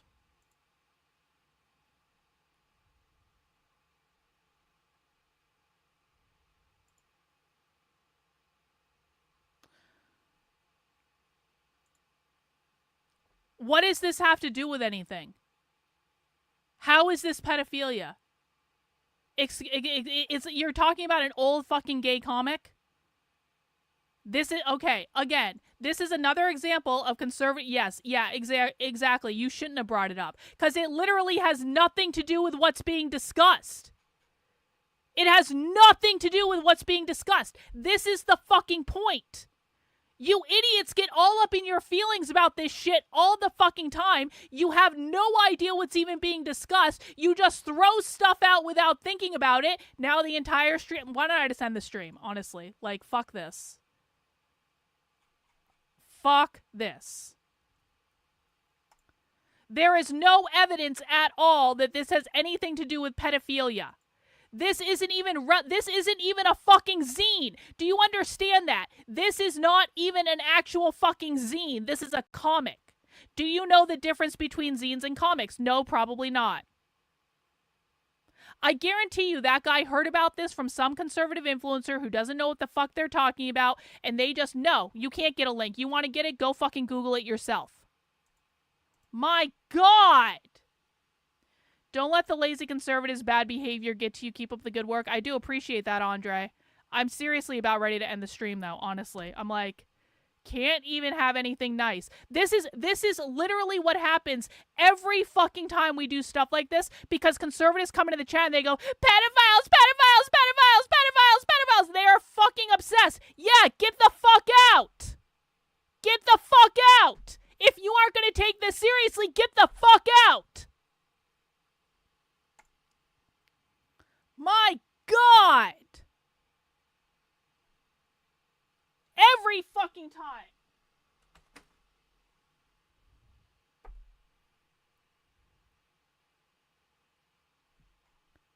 Then go get the link and watch it by yourself, Bob. Goodbye. Time out. For fuck's sake.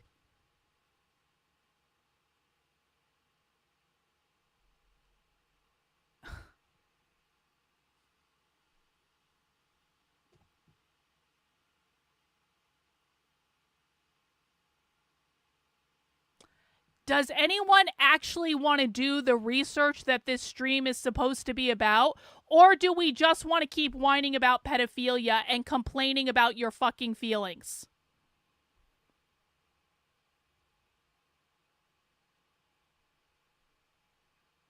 One more instance and I'm stopping the stream. One more. We are focusing on the video that we're focusing on. We are focusing on the topic. If and I'm going to say this, I don't give a flying fuck what your ideas are. I want to be very clear. I don't give a flying fuck what your ideas are. There is not a single person in this chat who has researched this topic more than I have. Your job here is to ask fucking questions. If you don't have questions, I don't care what you have to say. If you don't have a comment that is hyper relevant, and I mean hyper fucking relevant, to the video that we're watching, I don't care what you have to say. If I see anyone screaming about pedophilia anything, I am banning you from my chat. Thanks, Suzanne. Appreciate it.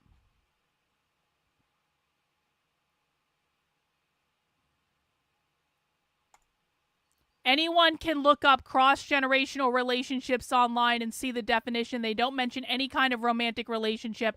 They talk about grandparents and grandkids. Oh, so you're saying it had nothing to do with pedophilia, and yet I had a round of screaming conservatives in my chat talking about pedophilia because they didn't understand what they were actually hearing. Unfucking believable. Every goddamn time. I was still imagining the conference presentation as a coherent talk on Mary Shelley's Frankenstein with an argument, a beginning, a middle, and an end, albeit a talk delivered by a performance persona that was enacting its rage. But I just hadn't pulled it all together yet, and I was running out of time. Necessity truly is the mother of invention. It was the dead of night. On the last night I would have, the last night I would have a chance to write before heading into the conference. I was alone at my desk, anxious, stressed out, transcribing into my desktop computer the bits of journal entries that I had intended for the paper all along, as well as my reading notes on Frankenstein criticism. There was a copy of GLQ, the premier and brand new queer theory journal, volume 1, number 1, published just a few months early, with that marvelous pair of opening articles on shame by Eve Sedgwick and Judith Butler that I'd been reading repeatedly and wanted to work into my paper somehow. There was a file folder of old photocopies of newspaper articles about transgender people that had appeared in the queer press, mostly from a transphobic radical feminist perspective, many of them inspired by the formation of Transgender Nation, which had set off a trans-related moral panic in San Francisco, not unlike the one the UK is experiencing now. But it also included other archival research that I'd been doing at the Gay and Lesbian Historical Society that allowed me to trace the genealogies of those, TERF, trans-exclusive radical feminist discourses. A number of these articles made allusions to Frankenstein, And I'd started mechanically typing in that material that I thought I might want to quote somehow, such as a story about Felisa Vistima in Portland, Oregon, a trans woman who had committed suicide because she said she felt like Frankenstein's monster.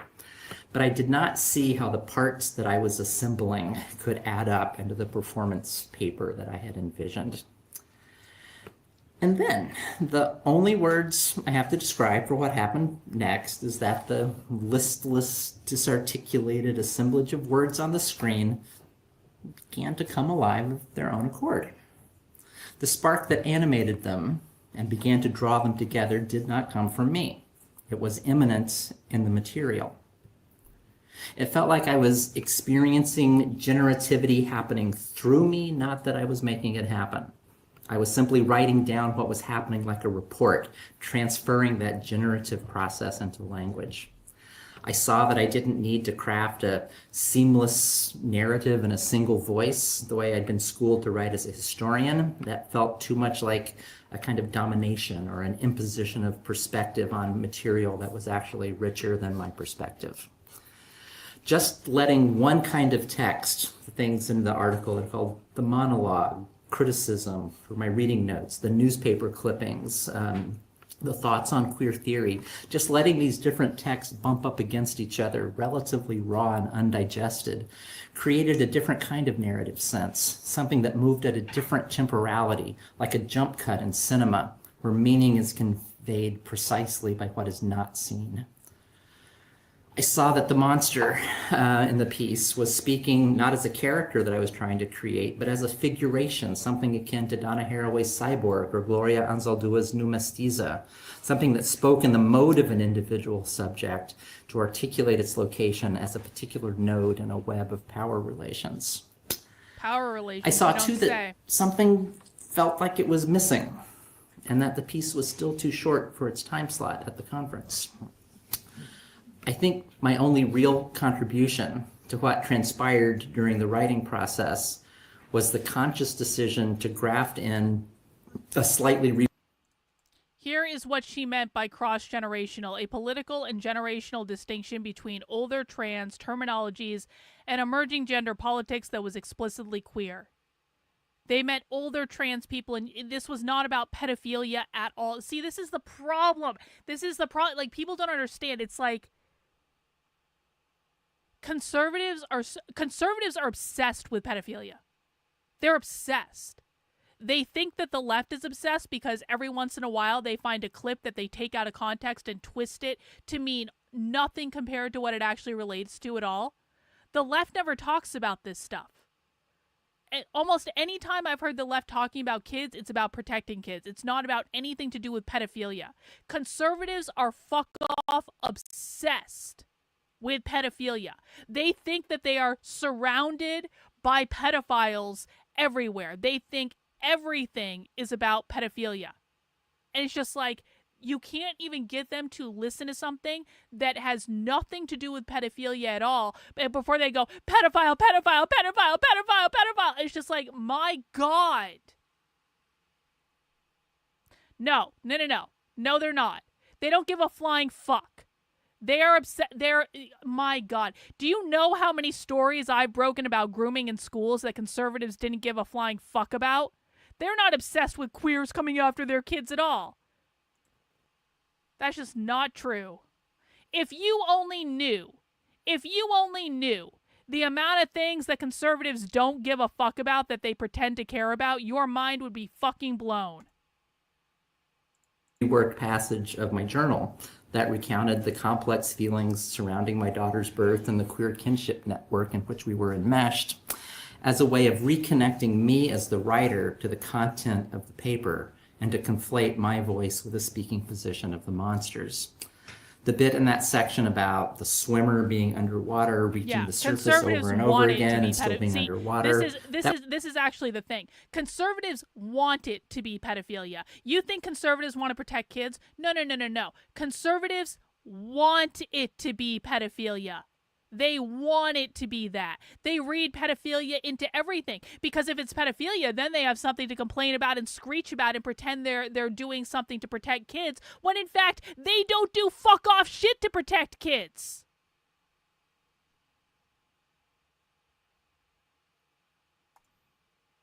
I mean, good for you, Drew. I hope you're not obsessed with pedophiles. Thanks for the super chat. They want the boogeyman. The boogeyman allows them to feel morally superior, which is really all they care about at the end of the day. It's their fucking feelings. That was new writing that night, drawn from an actual recurring dream that I interpolated into the journal's text. The part that looks like poetry because of how I made the lines break was also new writing, written as prose, and then simply the words, I rearranged the words physically to change its apparent genre to make it look like poetry, which I felt was a very transsexual thing to do with words. And then it was finished. A first and only draft, born in a single night. And I went to that conference in San Marcos to deliver it. I have to say I find it remarkable that a quarter century later I am standing in an auditorium at Cambridge telling a story about how that piece of writing came into the world. Part 2, afterbirth. A few snapshots of the afterbirth. Delivering my words to Victor Frankenstein at the village of Chamonix received national media attention. The neoconservative journalist John Leo, a columnist for the magazine U.S. News and World Report, had somehow caught wind of the Rage Across the Disciplines conference. San Marcos was in conservative Orange County, California, after all. And he decided to be outraged about public funds being squandered to support idiotic work in the humanities, with exhibit number 1 being a wild-eyed transsexual being enraged about something.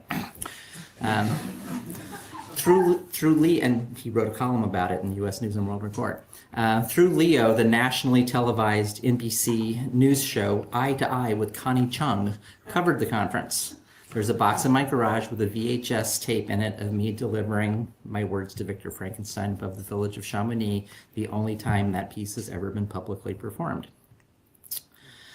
The national attention to my performance at the conference cost me my job.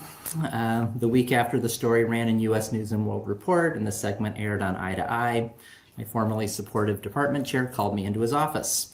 He'd gotten a call from the Jesuits who ran the university. He handed me a copy of John Leo's column, asked me if his description of my performance was accurate. I said that it was. He said, "Thank you, that's all." And a few days later, I was notified that my contract to teach the summer session was being canceled and that my services would no longer be needed in the Devil's Advocate, thanks for the super chat. I appreciate you keeping us in line. This is how I learn the best. No hand-holding. I hope more anti-communist influencers rise up. Here's hoping. Here's hoping. I don't expect that's going to happen, but here's hoping. Listen, guys, the reality is, I'm just going to be blunt. If you are waiting for influencers to save you, it is never going to happen. The influencers, I've been around most of the most popular influencers in person. Like, I know many of them. Most of them are midwits. They don't actually care about the problem. They're not that smart. All they're doing is repeating a narrative. If they repeat the narrative in the way that they're supposed to repeat it, they're famous and they make money and they get elevated and all this stuff. Their job is not to solve problems. They don't give a flying fuck about problems. The only thing they care about is making money and being famous and having the right friends. That's it. And so if you're waiting for influencers to save you, you're going to be waiting a long time. If you're waiting for influencers to care about the left in any real and significant way, you're going to be waiting a long time. Most of them are not smart enough to understand this. This is why I have an IQ requirement for this channel.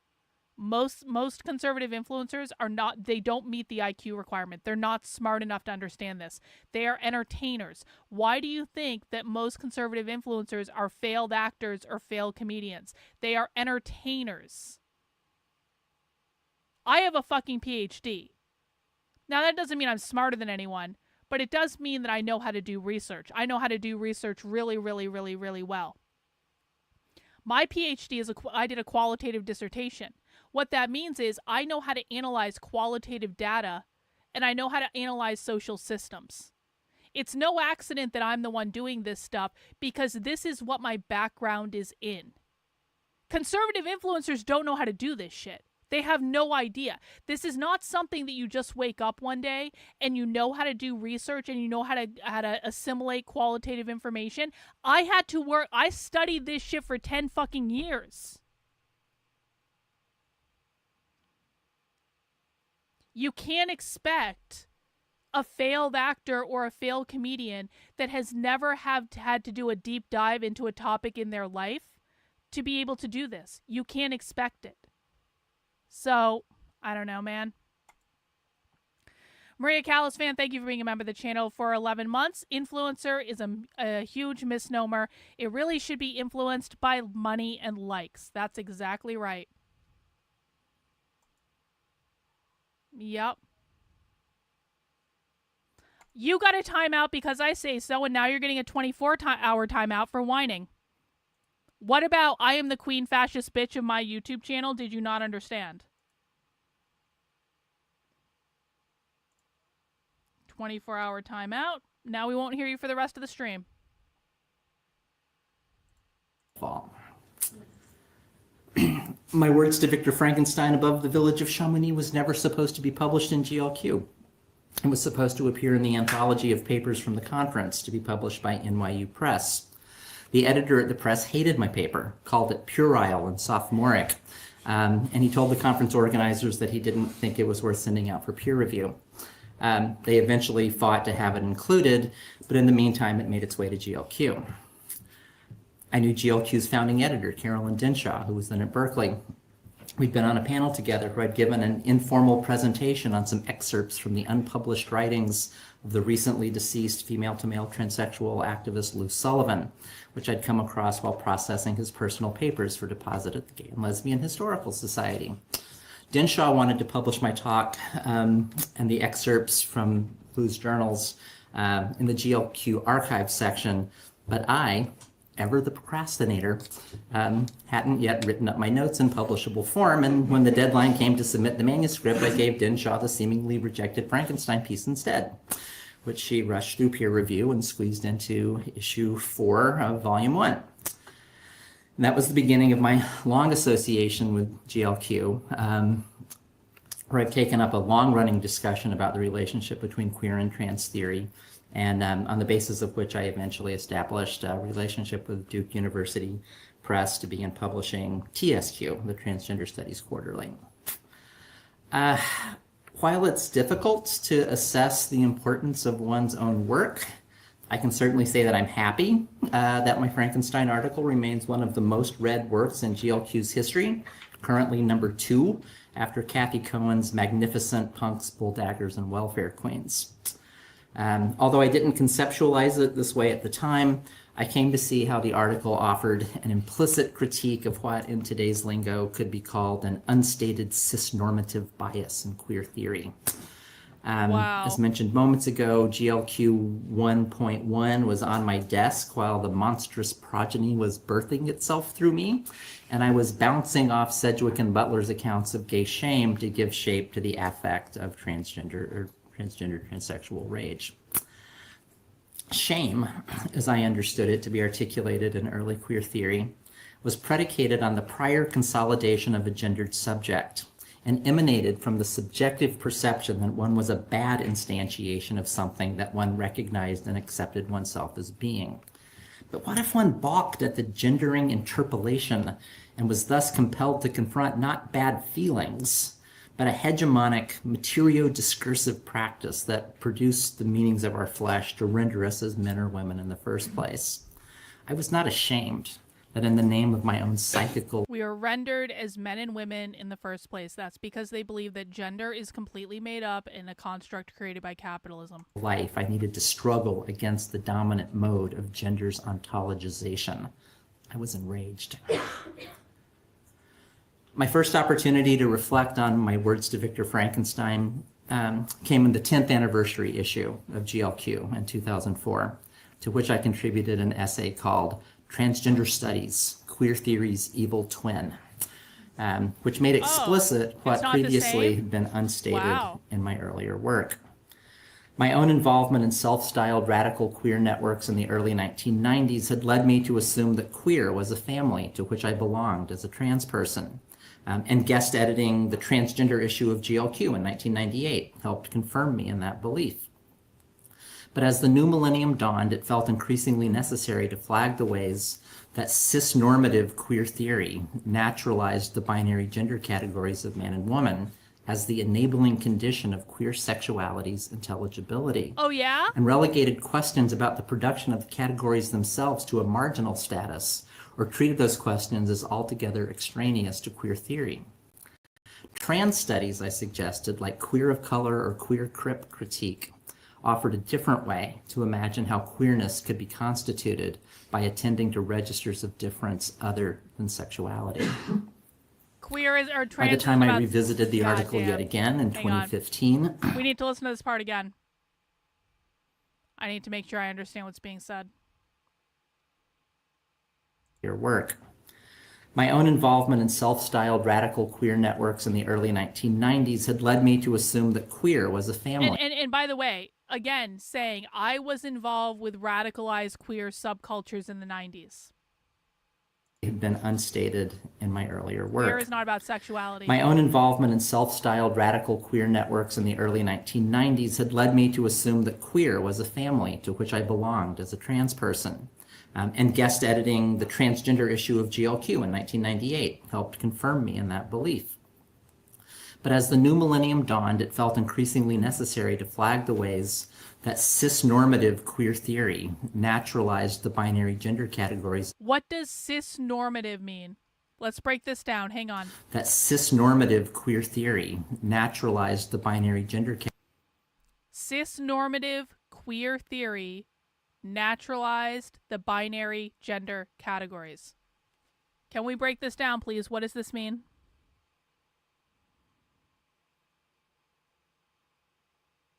That's a pop quiz. Means written by non-queer people. Yeah, it's actually probably a pretty good guess. Normative means capitalist. Anything around normativity means capitalist. It means norms that uphold capitalism. Cis means, again, cis in this case is going to be a reference to normal. It's not going to be a reference to, like, you know, trans versus, like, I guess not trans. No, this is, Patrick, this is a great question. I don't want you to think that all questions are bad. Do you have a dictionary or something that explains this jargon? Not yet, but I am working on one. So there is that going to be that coming. So that is actually a great question, and I appreciate you. I don't want you to think that you're going to get in trouble every time you say something in my chat. You're not going to get in trouble every time you say something in my chat. I'm really like, I want you guys to learn. But like, I'm working on the dictionary. The dictionary is one of the many books I hope to publish before the end of the year. And yes, listen, it is difficult to learn this stuff on the fly, but this is why when you first come to my work, you need to listen more than you talk. Because this is an immersive language course. You are learning the dictionary right now by virtue of watching the content, okay? You can go over to my website and watch the videos that I have, the re-education video, the How to Speak Socialist video. You can find them in How to Speak Socialist on my Substack, karlyn.substack.com. You can start there, but I am working on a dictionary. Cis equates to normative. You've been around long enough to know better, green-eyed lady. You've been around way longer than is necessary to know better. Cis equates to normative, which is the norm that upholds capitalism. Yup.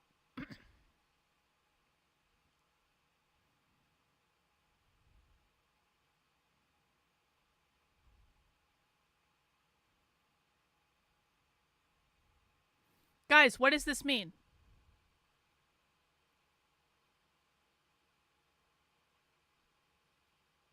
Cis-normative queer theory naturalized the binary gender categories. What does this mean? I'm waiting for... This is a pop quiz.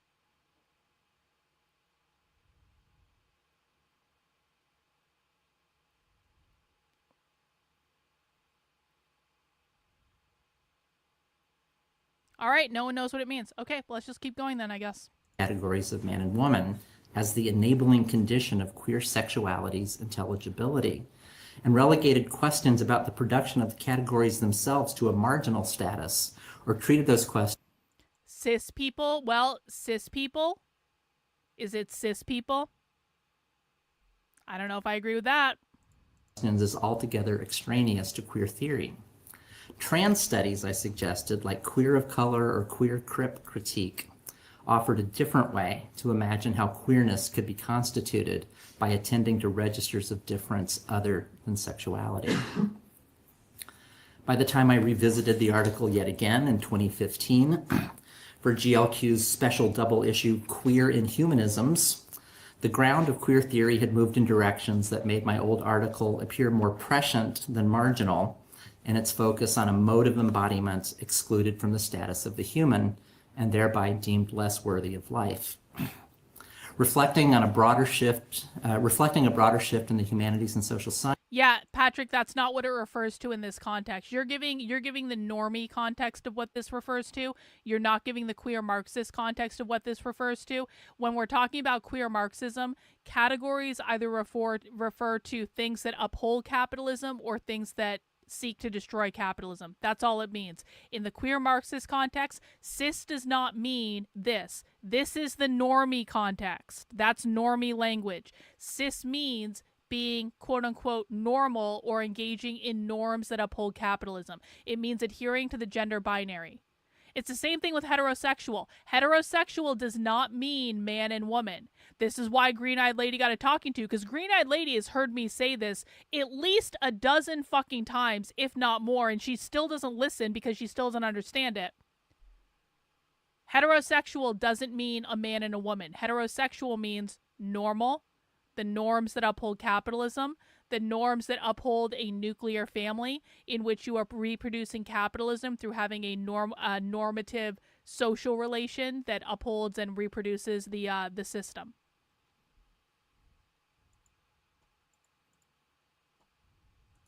Sciences, queer theory increasingly linked a biopolitical framework which analyzed the segmentation of populations and the hierarchizing of its groups, with assemblage theories that help conceptualize connections across scales of existence from the subatomic to the cosmic, and an ontological perspective that emphasized the intrinsic fluidity and liveliness of materiality. In this emerging paradigm, questions about the interrelatedness of such categorizations of life as species, race, and sex, and of how those categories materialized in ways that created greater or lesser capacities for living, came to the foreground.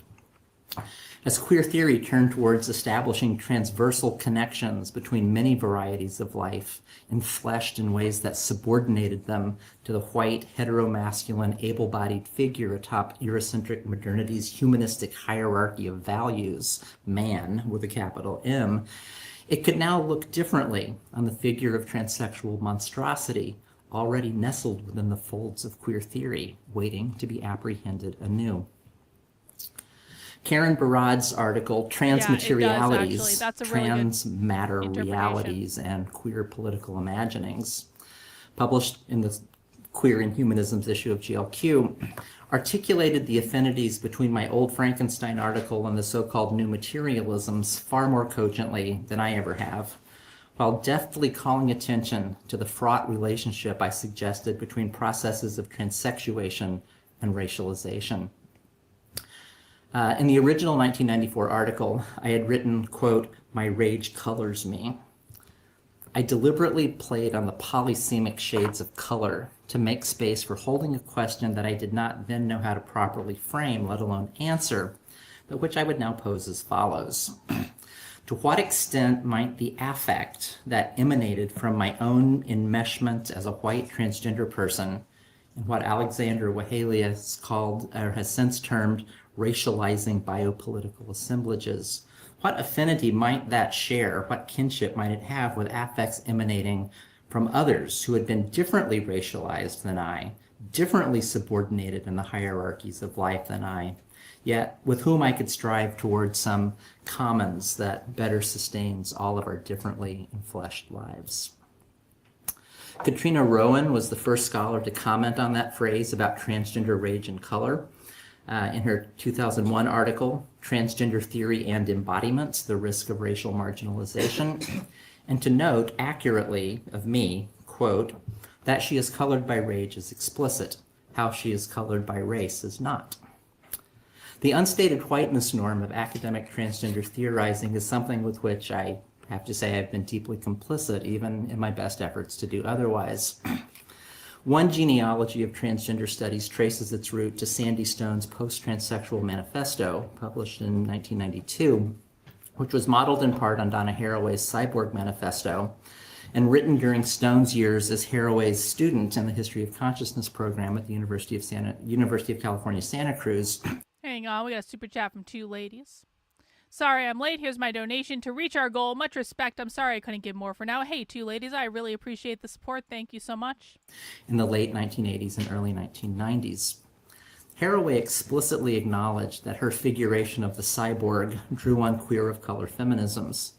The same years when and in the same heady atmosphere where Stone was crafting her own manifesto, Gloria Anzaldúa published Borderlands, La Frontera, the New Mestiza, positioned by Jose Esteban Munoz as the urtext of queer of color critique. And Sheila Sandoval was writing the dissertation that became Methodology of the Oppressed.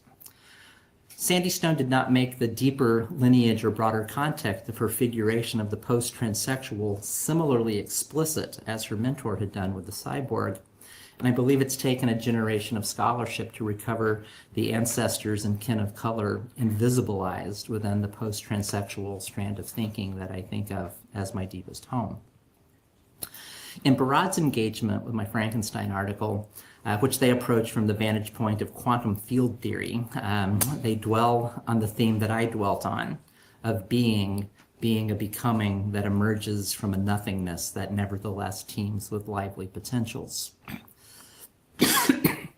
I still think the greatest strength of my article is the way that it effectively transforms the experience of being abjected from the human because of one's mode of embodiment into the joyously empowering experience of embodying a new modality of technocultural life, predicated on different premises than those that subtend man, with a capital M. And yet I take to heart Barad's critique of the metaphorics that I deployed in the representation of that insight of being thrown into darkness and emerging from the blackness from which nature itself spills forth. As Barad notes, however much my language aims at voicing a condition of unrepresentability or interstitiality, however much it strives to communicate a sense of the void as, quote, full and fecund, rich and productive, actively creative and alive, it also recapitulates, quote, the underlying metaphysics of colonialist claims such as terra nullius, the alleged void that the white settler claims to encounter in discovering undeveloped lands. That is, lands allegedly devoid of the marks of civilization, a logic that associates the beginning of time and space, of place and history with the arrival of the white man.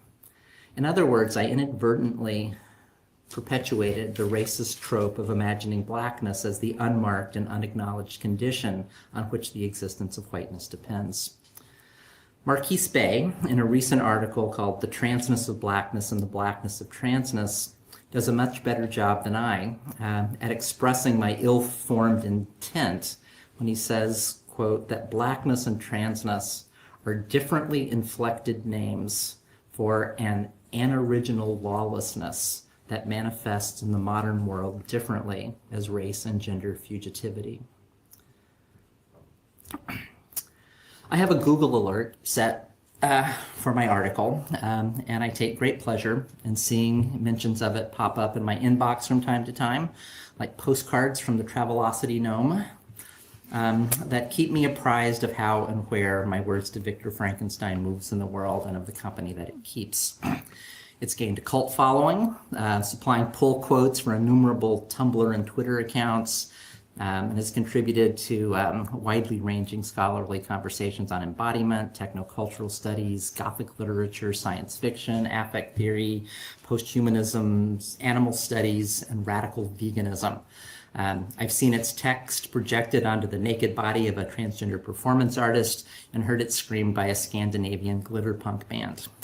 I have no idea where my Words to Victor Frankenstein will go from here, or what it might have to do with queer theory in the future, or if it and queer theory will go anywhere at all from here, because all things do come to an end at some point. But as we celebrate the bicentennial of Mary Shelley's novel, and come to an ever greater appreciation of how that work has always posed a feminist and implicitly queer post-human critique of Eurocentric biopolitical modernity. I'd be delighted, for my own words, to share in some degree the longevity of the works that inspired them as they tag along for the ride with that famous literary monster, and hopefully find new ways to have something to say to whatever present moments yet may come. And finally, 3, queer and trans as disruptive technologies. Starting to wrap things up, I want to offer just a few closing comments on the shape that trans studies has taken at a moment when it is undergoing rapid institutionalization, and to ask what the field has to offer the present moment. When I wrote my words to Victor Frankenstein, I really had no idea of the life that it would live, or that it would come to be positioned along with Sandy Stone's Post-Transsexual Manifesto as a foundational text for an emerging field. I thought of it as a freakish one-off. But the work of field building, on the other hand, was a deliberate undertaking to which I imagined I would devote a large part of my working life. Back in the early 90s, when I publicly transitioned and felt the weight of transphobia crashing down on me, I vowed that I would try to earn my daily bread to the extent possible, changing what it meant to be transsexual by changing how that word meant. And I think the emergence of transgender as a new analytic category comes from that attempt on my part and the part of many other people's to find a non-medicalized way to think about the process of gender transition that many of us were engaged in.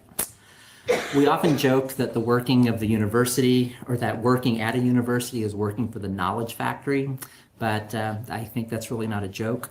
The product of the university is socially legitimated knowledge, and I wanted to make knowledge about transness differently by bringing embodied knowledges rooted in and abstracted from the experience of living trans lives. It's been called theory in the flesh. I wanted to bring that into conversation with legitimated knowledge production in the university so that it would circulate socially and culturally with a different sort of intellectual capital. That meant not just producing scholarship, but collecting, preserving, and making accessible the archival materials on which scholarship is based. Not just writing articles, but securing the space in peer-reviewed journals where articles could be published. Not just meeting colleagues at conferences to talk about shared interests, but organizing the conferences that forged interpersonal networks to begin with.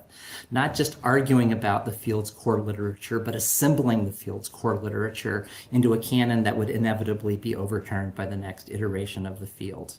Not just developing curricula, but writing the text to be taught in those courses, the introductory materials that would cultivate a new... You understand what this person is saying right now is literally everything the right should be doing to fight these people, but they refuse to do it because they just want to own the libs on Twitter.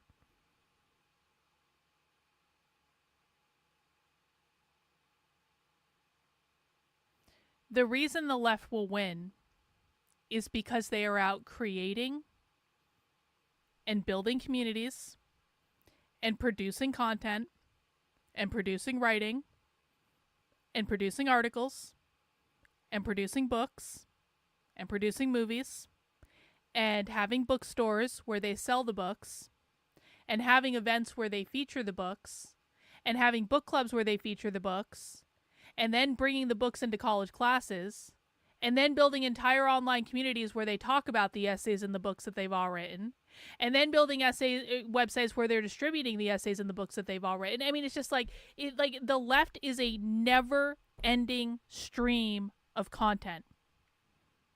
They never stop creating.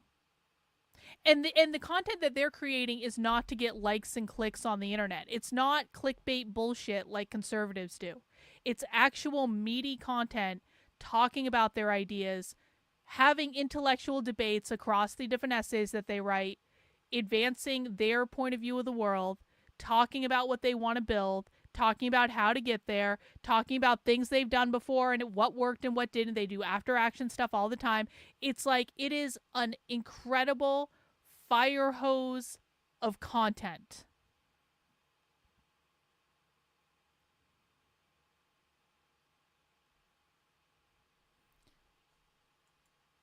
Yes. Do I believe the right should be creating content and actually having intellectual discussions rather than just driving politically driven narratives and posting clickbait bullshit on Twitter? Yeah, it would be a really good place to start. Generation of students.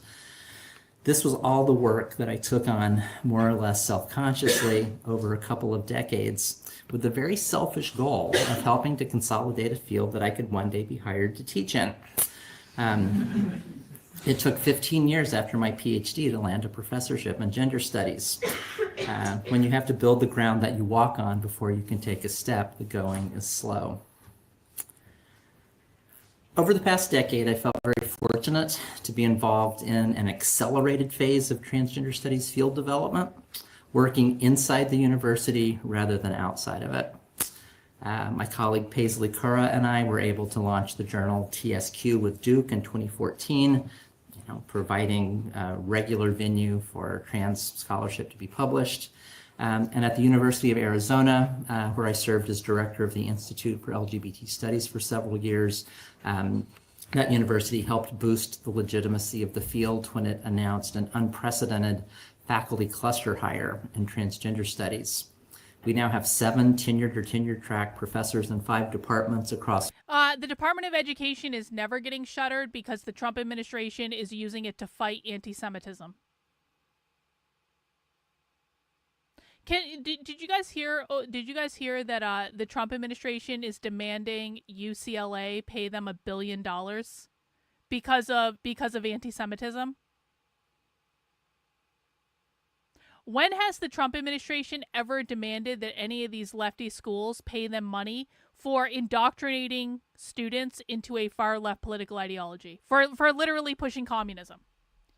When has the Trump administration ever demanded that schools stop teaching communism and stop pushing communism and stop indoctrinating their students into communism? No. We can't possibly do that. But let's fine the University of California $1 billion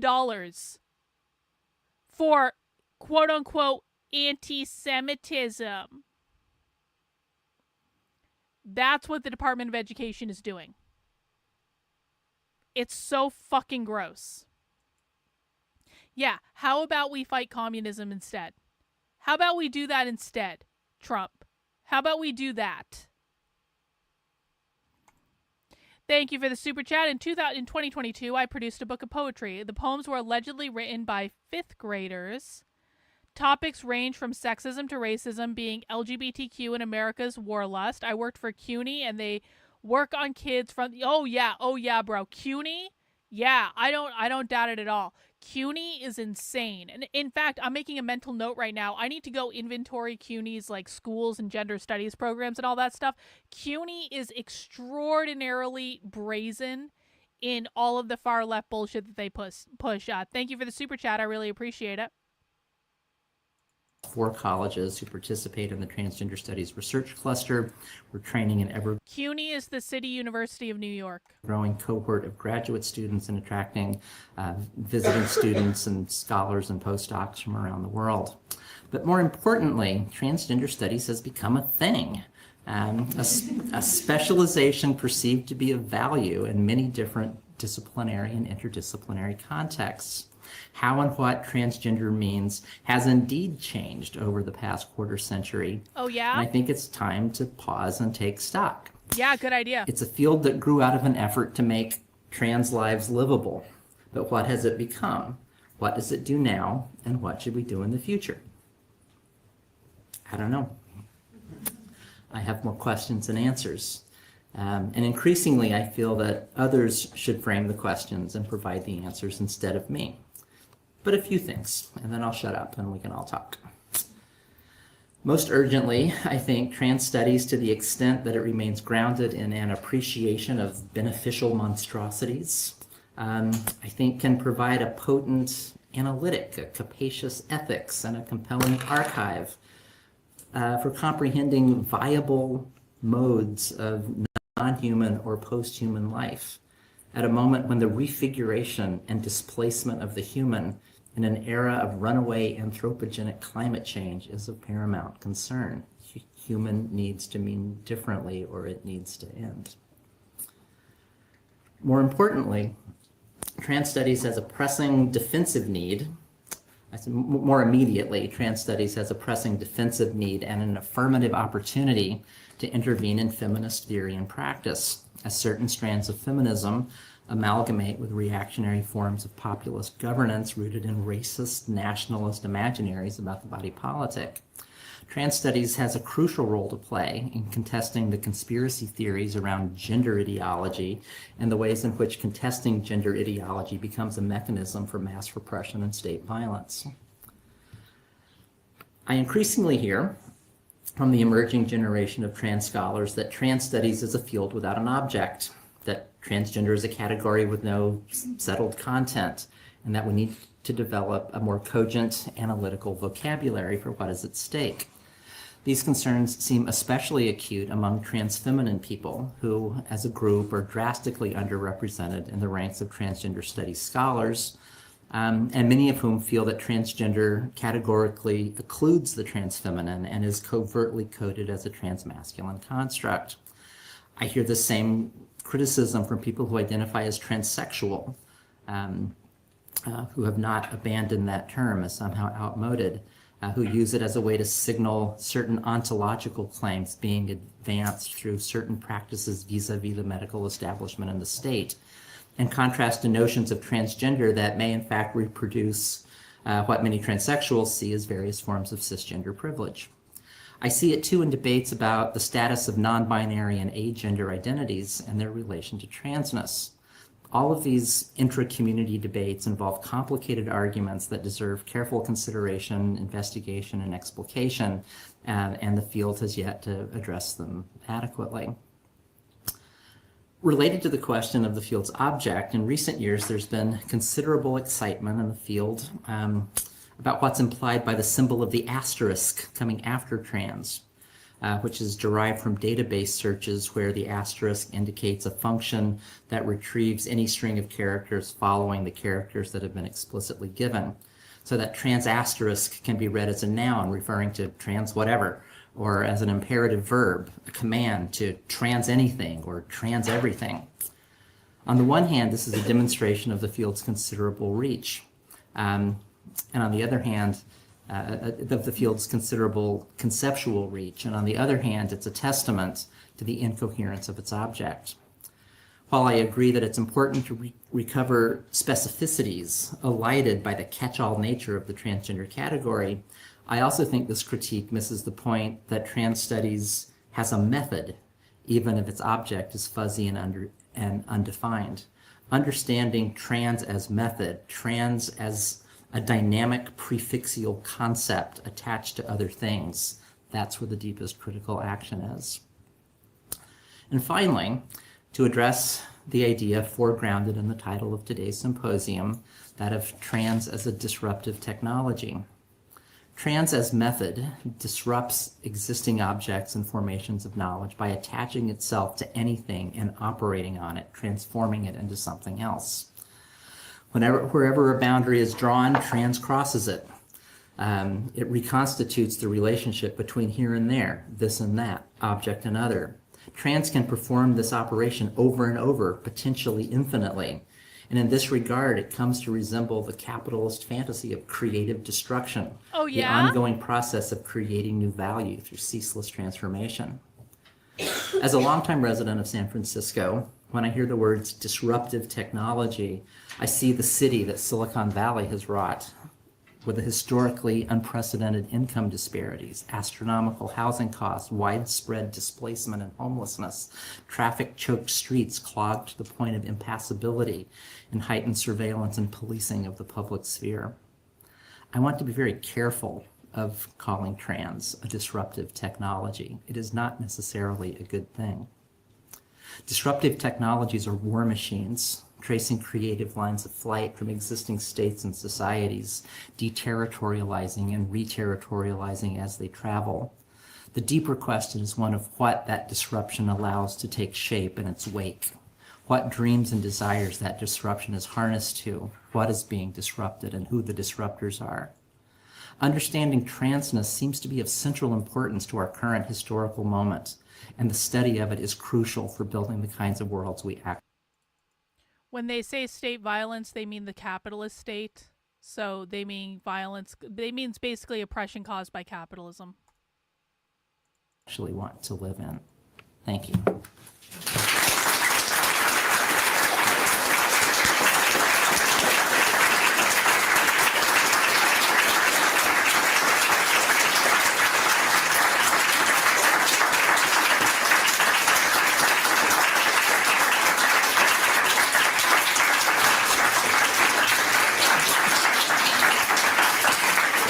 I just want it noted. They're going to go into the Q&A now, and the Q&A and the discussion is always the best part, and it's always the part where we learn the most. I just want it noted. This person just gave a talk for the last 45 minutes. And there's a room full of people applauding for this person and saying stunning and brave, stunning and brave, stunning and brave, and they're excited to talk about their ideas. No one is insulting how this person looks. No one is calling this person fat. No one is hurling insults. No one is screaming pedophile. This is actually how these ideas are spread, guys. In just rooms where people want to hear these ideas. They're excited about them. No one's insulting each other. No one's trying to dunk on anyone. This is the real fucking world.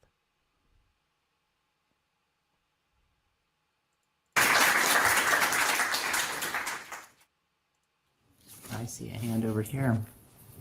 Okay, so this takes us slightly out of the realm of academia, but I can't think of anything better to ask. So, I know through my work on Instagram a group of American female to male transsexuals. Occasionally, a few of them post images of them self-harming. Uh-huh. What would you say to them? I would say some people self-harm and some people don't. And what harm is in the eye of the beholder. So, you know, not different for trans. A question? I have a question. Unless there's more to that question. No, I think that's a good answer. I think I have a responsibility to go and grapple with the rest of the issues myself. But thank Happy you. grappling. Well, I have to, of course, ask a little bit more about disruption, since that was what I described it as. I think disruption, and I totally take your point about San Francisco and disruption as a war machine and what gets left in its wake. I wonder, though, I'd be very interested to know what you think about this, because in order for a technology to be quote-unquote disruptive, like, say, the mobile phone, you know, it's doing what sort of used to be called becoming a revolutionary technology. That's the word that used to be used for technologies that change lots of things. And the funny, ironic thing about a technology becoming revolutionary is that it's becoming ordinary.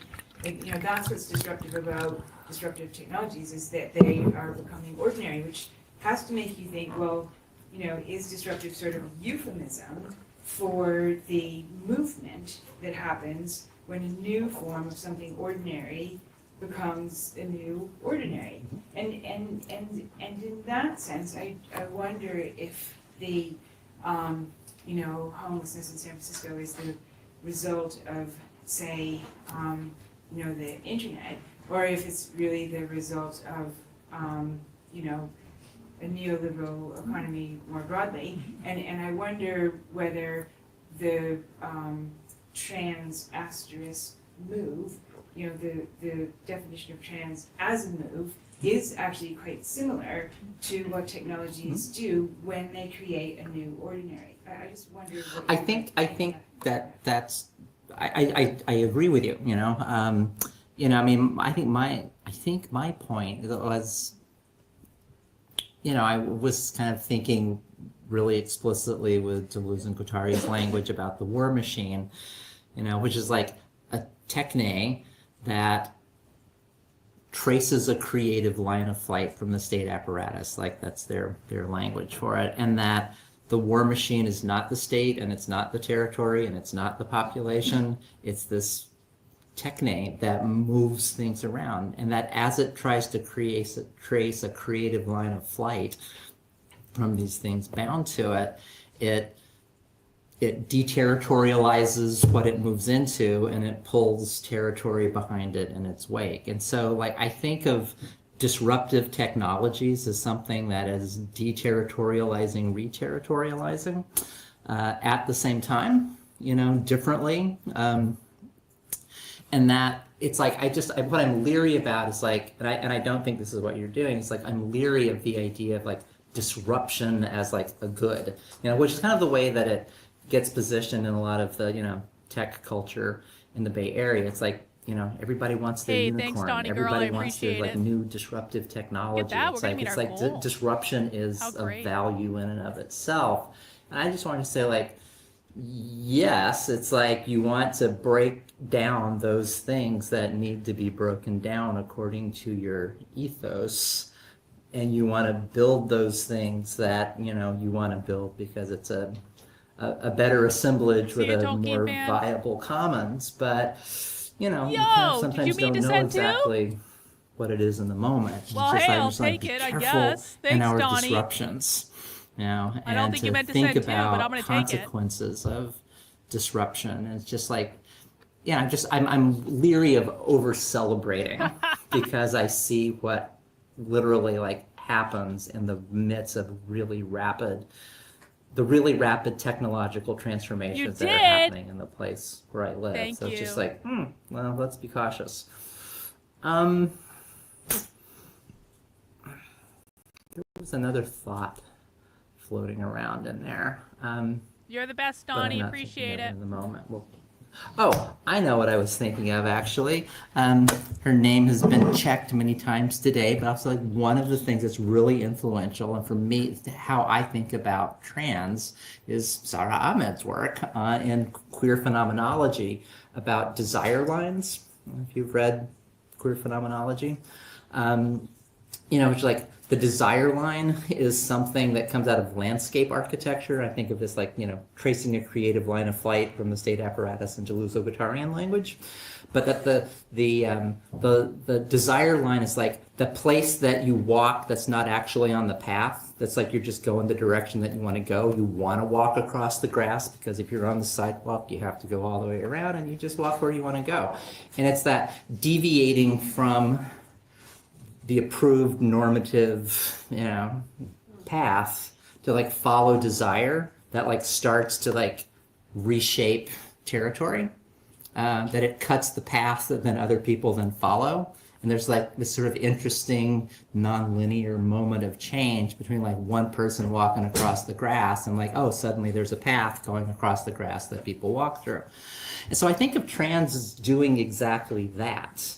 It's like it's something that moves through space in a way that marks it differently. That, you know, like if the conceptual operation that trans means like move across. And so wherever there's a boundary, the moving across it cuts another desire line that respatializes where boundaries have drawn, so that you then have a territory that's organized differently. And so that transing movement to respatialize previously established boundaries, it's like that's the work that trans does. And so the beauty and danger of it, I think, is that you can just kind of like keep endlessly doing that. You know, it's like, does trans have an object? No, like trans is just crossing boundaries. Trans is this like act of respatializing. Is it a good thing or a bad thing? No, but it's just a rapidly proliferating thing. It's an accelerating thing. And so I think like... So it's an interesting way to frame it, right? Because we've talked about... So oftentimes we hear the left talk about queer as in being like a reassessment of social relations. And this all goes back to the idea that you have to understand capitalism is not an economic model to the left. Capitalism is a cultural model. It's an economic model too, but it's both an economic and a cultural model. And when we're talking about queer Marxists, queer Marxism is concerned with the cultural model of capitalism. That means the gender binary. That means the nuclear family. So we hear them talk about kind of like social relations, like reimagining how we relate to each other. And in this, they're talking about spatial relations. And it's all kind of the same thing, right? It's saying like what Mizakan said. I liked how so simply Mizakan put it. When they say straight, and I mentioned this earlier, they don't mean one man and one woman. They don't like men getting married to other men and buying a house and having a job and having a family and all that. They don't like lesbians doing the same thing. They call it homonormative. And so when they're saying straight, they mean adhering to like the straight and narrow path, the norms that uphold capitalism. And so I just think it's an interesting way to kind of like put it. Any deviation from the path taken is a deviation from the norms that uphold capitalism.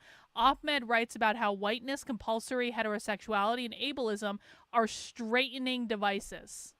How interesting. Thanks for that. Dragon Balls! I studied wayfinding in my landscape architecture degree. I didn't know you had a landscape architecture degree. That's cool. I wonder how queer theory has transformed how design is being thought of today and how it will be manifest in future urban design. That's a great question. I'm almost terrified of the answer. I appreciate the super chat. Paying attention to how, to start to sound really jargony, like how does transing trans? It's like, how does why does it seem to be accelerating and proliferating? It seems to me like there's a connection there between what you see by following certain lines of thought and transgender theory and these broader kinds of socio-technical transformations that are going on, that it could provide a vocabulary for that, it can provide a model for that. And I don't know exactly what it is yet, because it's not exactly what I've done my work on or thought about or seen other people write about, but it's a question that I have. And I want to say it as like not a good or bad thing.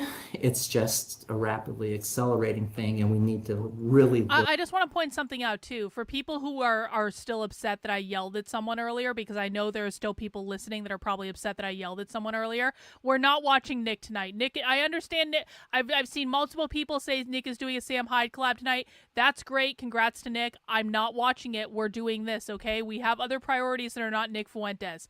But I just want to point this out. Like, so the person that got yelled at earlier, it was because they recommended a book and they were all up in their feelings about the book, and it had nothing to do with what was actually being discussed.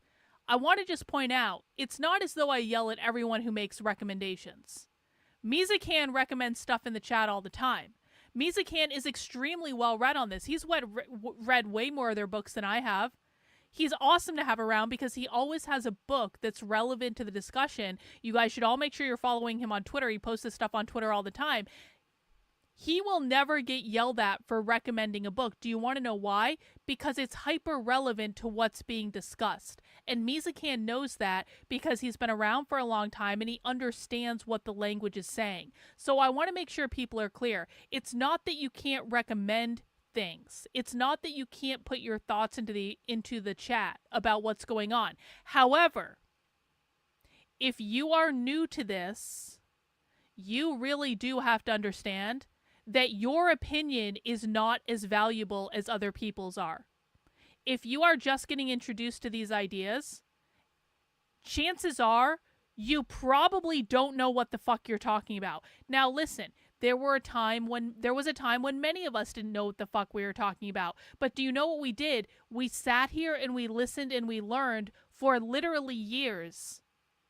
And then we all went down our own separate ways of like finding this information. I started doing the video stuff. Mizakan started reading all their books. Like Reagan is making clips all the time. Reagan does deep research, and like it's like there's so many people in my community that are doing deep research in this area that understand what they're talking about. And you have to understand that when you're new, your job here is to learn, and we don't look down on you. We're not trying to make you feel bad, but you have got to learn what you're talking about before you start inserting your ideas. Otherwise, you just cause chaos, and it's kind of not even your fault because you believe things because other people have told you those things. You have no reason to think those things are not true, but I promise you, you have not learned about the left. Like, if you are new to this content, chances are you have listened to people who are lying to you. So I implore people, if you think I'm being too mean, sit around and watch what happens week after week after week after week after week, where we have disruption after disruption after disruption after disruption after disruption, because people don't want to fucking listen. And then you can assess whether or not I'm being too mean. Let's say I saw something else. Do they use words in two ways to confuse people? No, they don't give a flying fuck about you, Patrick. This is another conservative misconception. They're not changing their language to confuse you. They don't give a flying fuck about you. They don't give a flying fuck about conservatives. Conservatives are not something that they are worried about at all. The only reason they even talk about conservatives is to radicalize people on the left to become more leftist. They speak a different language because they grew up in academia, and chances are, if you're a conservative, you didn't. This is a language that exists in academia. This is a language that exists in their subculture. They talk like this to each other. They're not doing it to confuse you. They're talking this way because this is the language that they use. It is not the same as your language, and quite frankly, they don't give a fuck what your language is, and they don't feel any need to try to communicate with you because they don't care what you think about them.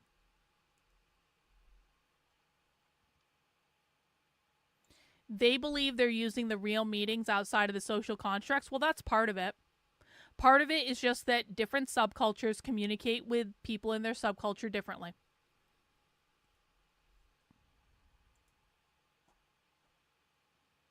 Look at the effects of what that operation is producing. That was the thought that I had. Okay.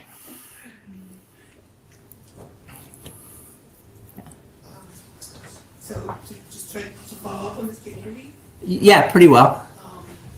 So I wonder, thinking about your historical work, right, about the role of how the U.S. Army and actually U.S. imperialism has used transgender. See, part of the problem, and I'm sorry to pontificate about this stuff, but I have stuff to say, and it's my stream, I'll do what I want.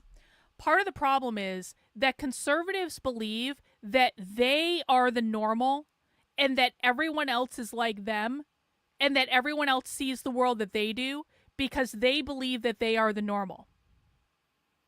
The problem is they're not. We live in a world that is made up of millions of different subcultures. People in different states have different language. In the South, people call soda pop or they call it Coke. They call all soda Coke. People in the South know this. If you are from the South, you probably call all soda Coke. I am from New England. We don't do that shit. We call it soda, and then it has a proper name. Am I calling it soda to confuse people in the South who call it Coke? Are people in the South calling soda Coke to confuse me, a New Englander? No, you're doing it because you are in a different subculture and you have a different language. Conservatives really need to understand that a lot of people have different values than them. A lot of people have different ways they see the world. A lot of people have different perspectives. And just because someone sees something differently than you do or speaks a different language than you do, it most of the time has nothing to fucking do with you. It has to do with the fact that they are in a subculture that has a specific language and they are communicating in the language that they know. Hawaii is its own subculture. The local population in Hawaii is different than like the tourist population. It's just like. So it seems that there's a disruptive work that trans does, but there's something else that's going on with how transgenders circulates around the globe, right? So you're mentioning you're drawing our attention to what's happening in the UK and how a particular form of gender ideology works as a sort of anti-trans way of acting. So can you give us a sense a little bit of how you see some shifts in ways in which transgender circulates? You know, I mean, if I had a really good answer, I would write it up as a program and like pass it out on flyers and make it a viral marketing campaign on the internet and tell people to do it. So I don't. In Boston, we say things, well, I mean, because I grew up relatively close to Boston, like wicked smart. There is no other place in the country that says wicked smart. That is a Boston thing. In Massachusetts, where you go buy beer, or it's called the Packy. That's like a store where you have to go to the Packy to buy the beer. We don't have that in New England. It's the same thing, and it's like this everywhere. And I think that people just really need to understand this. We are a world made up of different tribes. What we are doing when we're watching socialism is we are looking into a specific subculture that has created a cult-like environment that has taken over academia, that is pushing their ideas in K through 12 schools, but it is nothing more than a subculture, okay? They have their own language, they have their own norms, they have their own sets of values. The right does not understand this subculture at all. They look at this and they go, pedophile! And then they run away screaming and then they post on Twitter. But that doesn't actually tell you what they're doing, and it doesn't tell you how they're successful, and it doesn't tell you how they think. It's just a different subculture that does not understand what they're looking at all, screaming in hysterics because right-leaning subculture places a value and a premium on moral superiority and outrage. It's like two quantum physicists having a conversation. If you don't understand quantum physics, you probably won't have a clue what they're saying. Yeah, that's exactly right. I don't know exactly, but what I do know is that there are ways that trans gets minoritized and contained through certain kinds of, conspiratorial thought, that there's a lot that's projected onto it. It's made to represent all kinds of things. I do tend to think of it in more psychoanalytic terms of trans, and it's kind of what I say in my Frankenstein piece. It's like the transsexual is monsters, like the screen that other people's phobias get projected onto, and that there's something about the trans as screen for, I think particularly, I'm going to say feminine subjects, people who have been womaned, who have been wounded by that attachment to woman, who project all of their own psychical pain and fear of disillusion if they let go of that wounded attachment to category. They project it onto the figure of the transsexual. And there's not a rational argument that can be made. It's like you can't talk somebody out of their racist or xenophobic or transphobic position because it's not rational, it's imaginary, in that sort of Lacanian sense. And so, it's like, I don't know, it sounds harsh, but it's like, I would say like, those people really need therapy. It's like, and then I start to feel like it's like, oh, now we're back to Foucault and Madness and Civilization, and it's like what's going on here is like the thing that cannot be said and must be subjected to medico-psychiatric surveillance and incarceration and So it's like we need to talk. That's basically what it is. Like there needs to be like lots of really there needs to be lots of intrapsychical work that disables the fantasy, and I just actually don't have a lot of hope that there is going to be rational discourse about. Hey, thanks, average person. You've exposed how brain dead conservatives are to me, and because of that, I want nothing to do with conservatism. I know, right? Right? Crazy. Appreciate it. So, I don't know what it is to do, but politically, it's Listen, about... Listen, man, not all conservatives are stupid, and I need to acknowledge that, but the thing of it is like the smart conservatives understand how many retards are conservatives, and so it's kind of like if people are offended when I talk about how stupid conservatives are, it's like you have to understand that there are absolutely smart conservatives. The smart conservatives understand that they are surrounded by retards. I have talked to many smart conservatives, And those smart conservatives say, Karlyn, you're absolutely right, and it drives me fucking crazy, and I don't want to be involved in it. And I just have conservative values, and I don't agree with these people, and they act like unhinged fucking retards. And I'm like, I know, bro, doesn't it suck? And they're like, yes, it does suck. So there are many smart conservatives who understand the flaws and the detriments of their own side. And they are the ones that know that I am not talking about them specifically. I am talking about all the retards that constantly make it more difficult than is necessary to accomplish anything. Oh, well, Susan is an author. Susan has written many, many things, Gary. Like breaking the connections between different kinds of movements and positions that intensify and consolidate the fantasies. Like somebody needs to sit down with Zizek, he's listening, right, and just like school him on, it's like somebody who will listen to him, somebody needs to sit down with like liberal white feminists who like they need to be told like why Mumsnet is like, it's like fantasies about fluoridating the drinking water or something. It's like, it's like there's some people who are reachable and some people who are not. The danger is when these like kernels of intractable, fantastical projection, of this demonized figure, when like they link with people who are, sort of rational actors on something, and it's sort of these fantasies start driving masses in ways that shape policies and change institutions, and like really bad shit starts to happen. So, I think the project is one of intervention, disruption, breakage, and not, that there's going to be some conversion experience where you're suddenly Jermaine Greer and Sheila Jeffries are going to, see the light and stop being obnoxious. Calling it how I see it.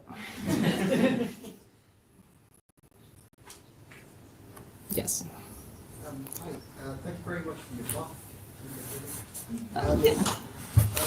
So I guess there's a lot of conversation in queer studies and trans studies about generational links between scholars, and your talk seemed to be very generous in terms of like what is the future of trans studies? Well, I don't know if I'm the person that is going to answer that question. Can you tell us a bit more about maybe your perception of those relationships between generations of trans? It's not a cop-out to just say no.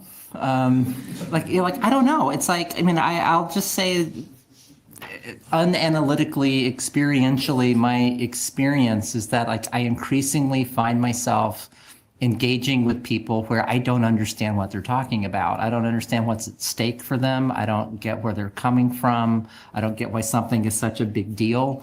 And that's, where I start to feel like, oh, I need to not tell them what's right or wrong here or give them my opinion about something. It's like I need to be the one who's listening. It's like it's where I feel like I'm being the ethnographer of ways that gender and sexuality are changing. That it's not my place to be the expert. It's just my place to observe. One of the images that keeps coming to mind repeatedly for me and has for a long time is sex, gender, sexuality, race is like these are the categories that biopolitics operates through, and it operates by having these increasingly capillary, insertions of power that, divide us in, ever more complicated ways. And so like I kind of think of the proliferation of like new gender, sexuality, identity, embodiment, taxonomies and possibilities and assemblages. It's like being a deep sea, like marine biologist or something, like going and looking at these like heat vents coming up, out of the ocean floor, and there's like weird, geological formations and these like very intense zones of like highly, differentiated life. It's like in this very small place. It's like it's really intense and really extreme, and it's like that's what gender feels like to me right now, right? Wow. And it's just like I'm just fascinated. It's just like, I'm just watching it. It's like, I've got my own stake in it, but that's my stake. And I just feel like, I have a very privileged view of like seeing new life emerge, and that it's not, new technocultural modalities of life. And just because I see it or care about it doesn't necessarily mean that I understand it, even though I've been looking at it for a long time. It's new. And so, that doesn't necessarily mean I think, well, I should never open my mouth in public again.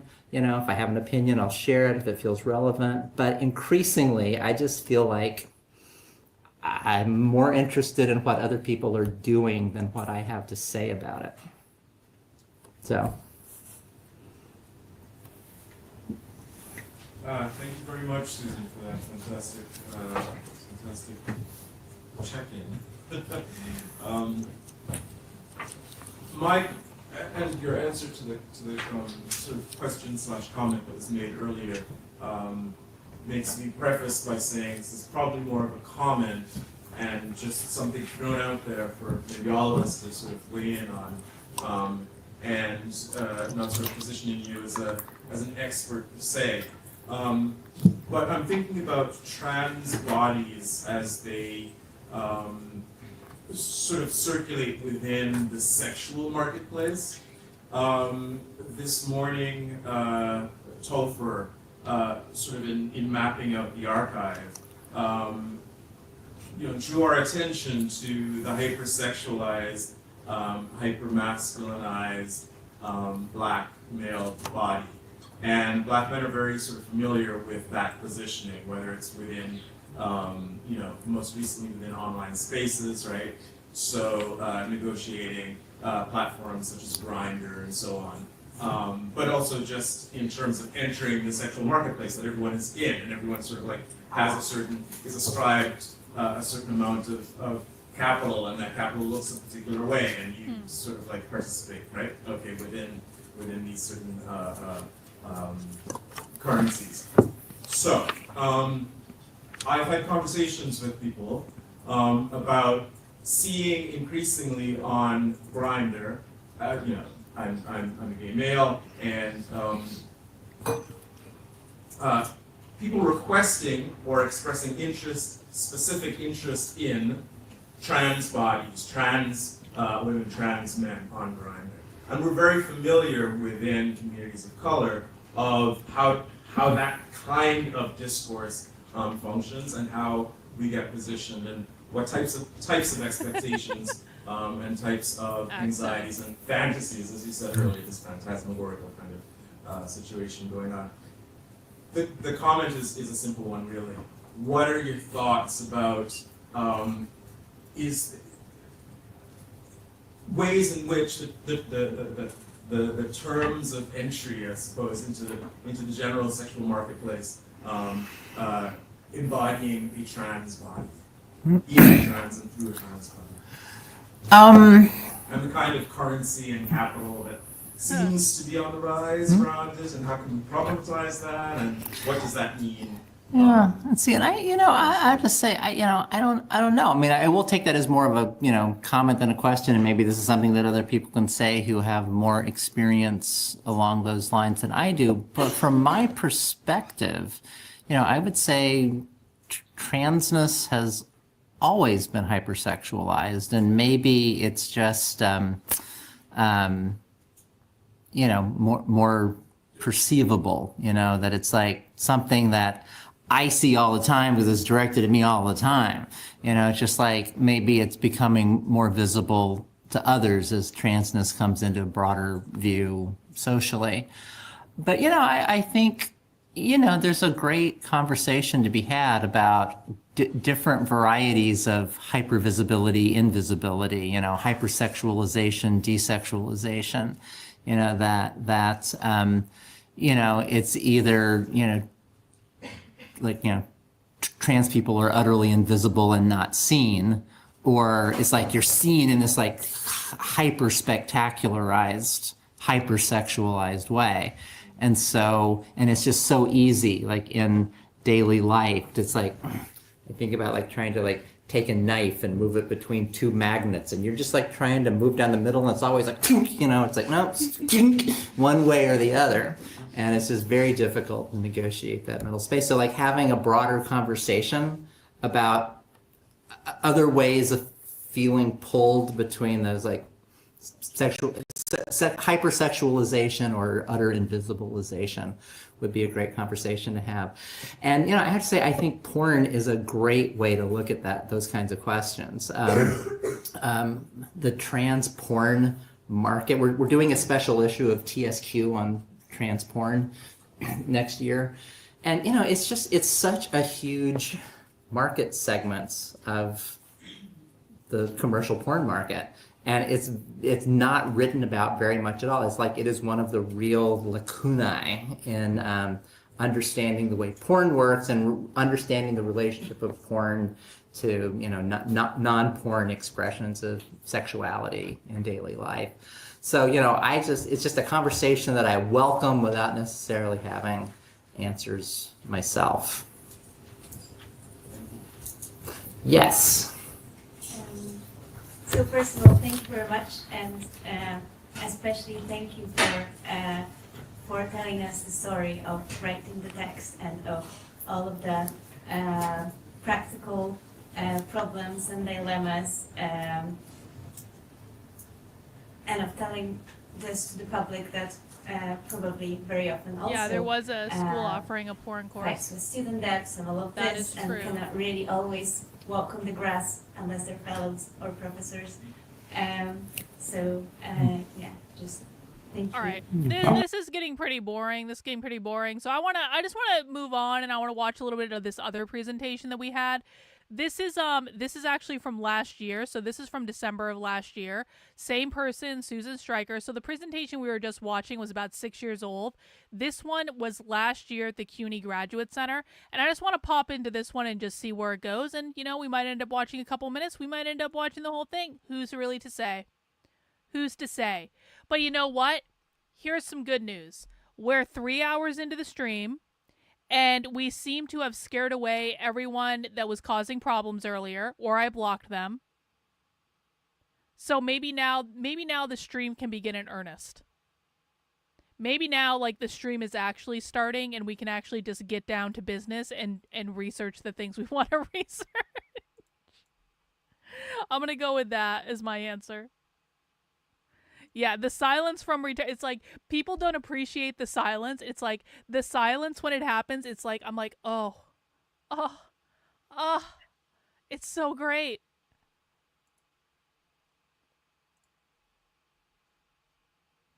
Let's fast forward. Apparently we need to fast forward a lot. When does it actually start? Or I see from the chat we have people. Okay, we're gonna fast forward through the introduction. So grateful for it. Few of us are smart enough and at the right historical juncture to create a new way of thinking that founds a field. Even fewer of such thinkers have the ambition or capacity and talent to think equally wisely about how such a field could be institutionally built and sustained. Okay, we're gonna fast forward. Blah blah blah blah blah. Susan Stryker's the best. Blah blah blah. Okay, University of Arizona. Blah blah blah. Do you wanna have a go at that? Oh, hello. It froze up just as Ken passed the mic. So.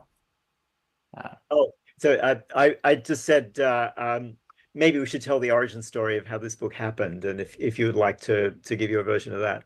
Sure.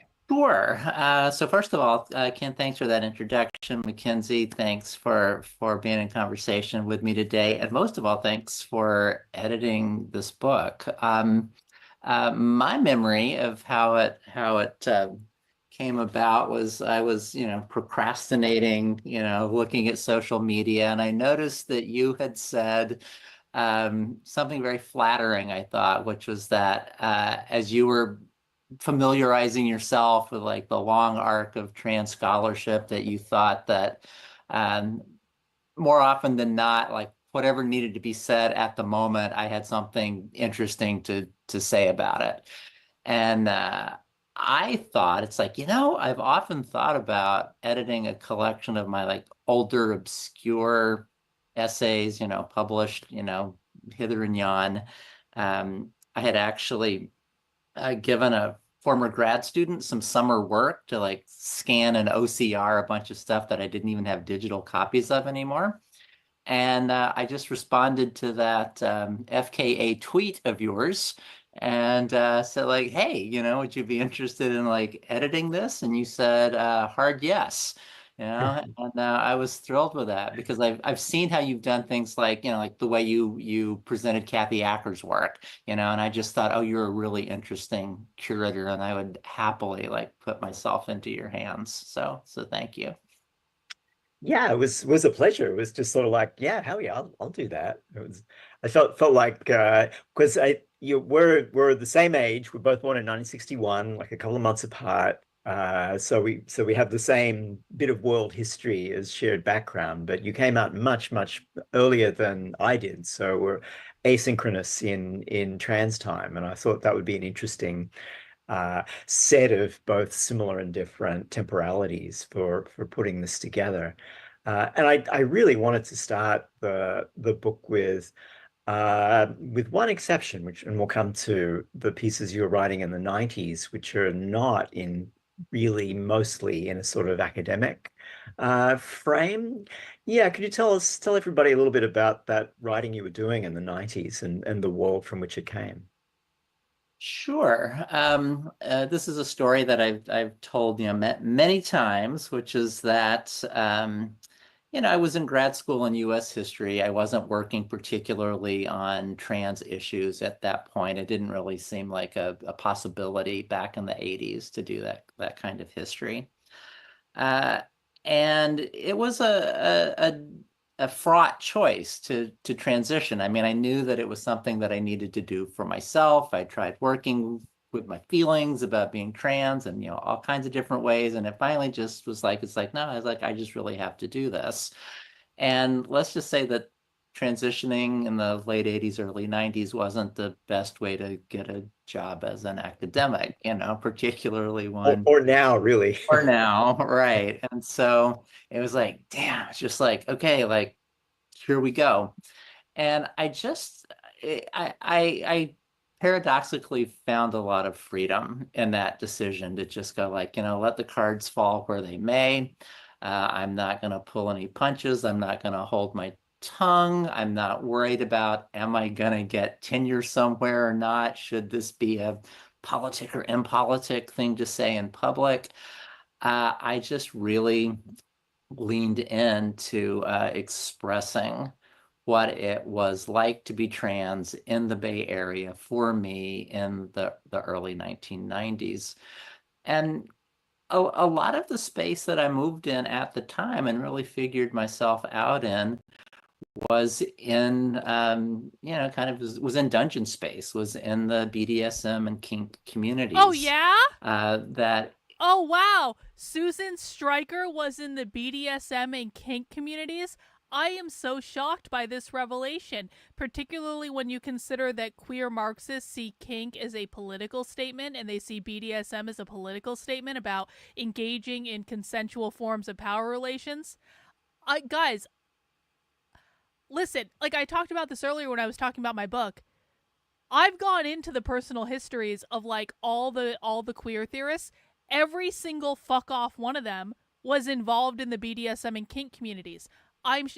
This is the subculture. BDSM and kink are an integral part of the subculture. I felt like that scene really gave me a lot of tools to think about, like, how do you like take yourself apart and put yourself back together again? I remember, because I was sort of academically inclined, it's like I had talked to Gail Rubin, it's like, she's like, oh, like you should go like check out, this scene. It's like I go to this like club meeting, and it's like, oh, I'm talking with Patrick Califia about how to make dildo harnesses. And Ah. it's like, I mean, it's just one thing kind of led to another. And I found not only like a community of practitioners to like think about embodied subjectivity, but I found an intellectual community. It's like I found a lot of really smart perverts in San Francisco. Wow. And I just leaned into writing those experiences and what I guess has kind of become a trademark style of mine to think to think and write in a more auto-theoretical kind of way, like to take an experience and to start unpacking its complexity and to try to express the experience in a way that's both intellectually grounded but like affectively rich. And I felt the freedom to do that precisely because I wasn't writing for academic publication. So it felt the style I developed felt very organic to the place that I was writing. And, I do have to say, it's like being in the Bay Area in the 80s, there was this phrase in my head that came out of Gloria Anzaldúa and Cherie Moraga and the anthology, This Bridge Called My Back, which was, theory in the flesh, and I thought about what I was doing as a trans person was trying to articulate a theory in the flesh that was equally grounded in what I learned about the world because of how I moved through it, as well as, all of my school book learning, that I got from going to seminar. So that's where the writing came from. Yeah, and this continues through the later writings that were easier for people to access. But for me, it was a real pleasure to gather all these pieces that can be a little hard to find from publications like Taste of Latex and so on. And where I feel like the style was a little freer in some of those earlier pieces, and that there's a middle part to the book that puts together, I think, these really important pieces where you're talking about the relationship between transness and lesbianism, or transness in history, and so on, and the relationship between trans studies and queer studies, and I think those are pieces that people need also to have together to kind of. I feel like that's where you're sort of like trying to get the elbows out to make a little space so that we can have these debates. But was it worth it? Did we actually make that space? Yes and no. I mean, spaces open up, spaces close down. But what your comments were reminding me of, I just wanted to say how much I appreciated the way that you curated the book, and that it was a very interesting experience for me to go like, oh, like here's like, 30 or 40 or 50 or 60 or whatever many pieces it is little short pieces that I've written, articles I've written, to see the selection that you made. That you had a curatorial vision for what you wanted to present. And for me, that was like, it was kind of, I felt like it was like being an artist walking into a gallery space and seeing what the curator did for a retrospective. It wasn't an omnibus, it wasn't everything, but it's like, oh, this is a kind of a really interesting slice of what I've done.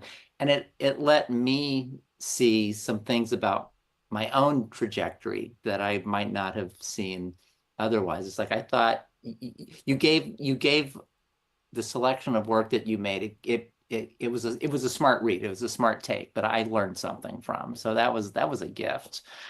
The way that it was set up, it's like it was all of like the really early sexually explicit, kink positive, unapologetic, monstrous, writing from the scene in San Francisco in the 90s. Dang. And then the next part, it moved into, thinking about how you take those insights or that kind of practice into a bigger space. You said elbows out. Well, yeah, sometimes I do think it was elbows out, but I also think it was, some of those pieces are about solicitation. Some of it's about, making a polite argument for inclusion. Some of it's, like, I don't give a shit, this is what's happening, kind of attitude. But yeah, I think you picked up on a lot of work that was about moving that sort of community-based, really organic practice into institutional spaces and like trying to situate trans studies, whatever that is, in a more institutional and academic setting. And then, you know, the last part of the book, maybe you'll get to this in a minute, was the Frankenstein essay that I wrote, which was really the first peer-reviewed article that I ever wrote post-transition. All right. And I have just been I've seen enough. Amazed and thrilled by the I've seen enough, and obviously there's just not an interest in watching the content tonight because the audience is rapidly falling off. And see, listen, you guys started out the stream saying, Karlyn, we like it when you yell, and then when I yell, the audience goes away because they don't want to watch it anymore. So I think I'm going to end the stream. I think I'm going to go work on my book. And, you know, if you want to watch more Susan Stryker, you are welcome to look her up on YouTube. You can find lots of stuff. But I don't really feel the need to keep the stream going when obviously no one wants to watch this. And so that's fine. I will watch it on my own. I will research it on my own. And that'll just be the way it goes. And let me see. I take Sundays off from streaming, so I won't be streaming tomorrow. Thank you guys for the super chats. I appreciate it. And I'm gonna go do some work. So I appreciate everyone coming out. And I will see you next time. And hang on. Let me change my background. Here's to next Socialism Saturday, where hopefully we have no retards in the chat that fuck everything up and put me in a bad mood from the very beginning. So take care, everyone, and I will see you on Monday. And yeah, that's it. Have a good one, guys.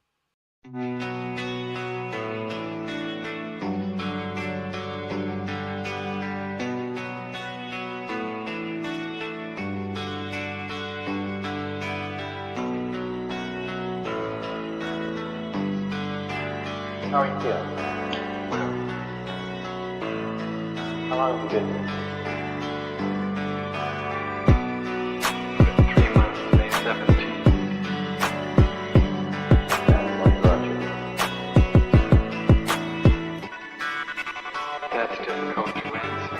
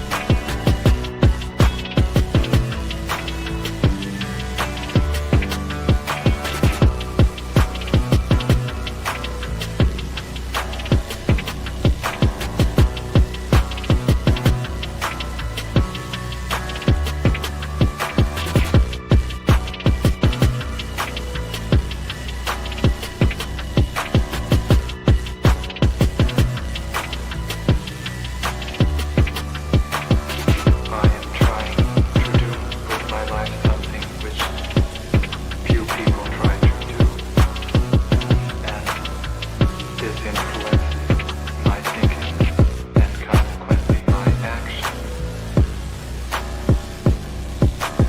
What is it you're trying to do with your life? Play the piano for the people.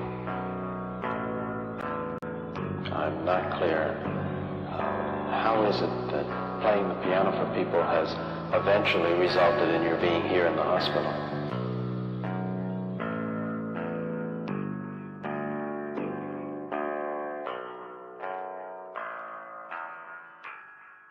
That's difficult to answer.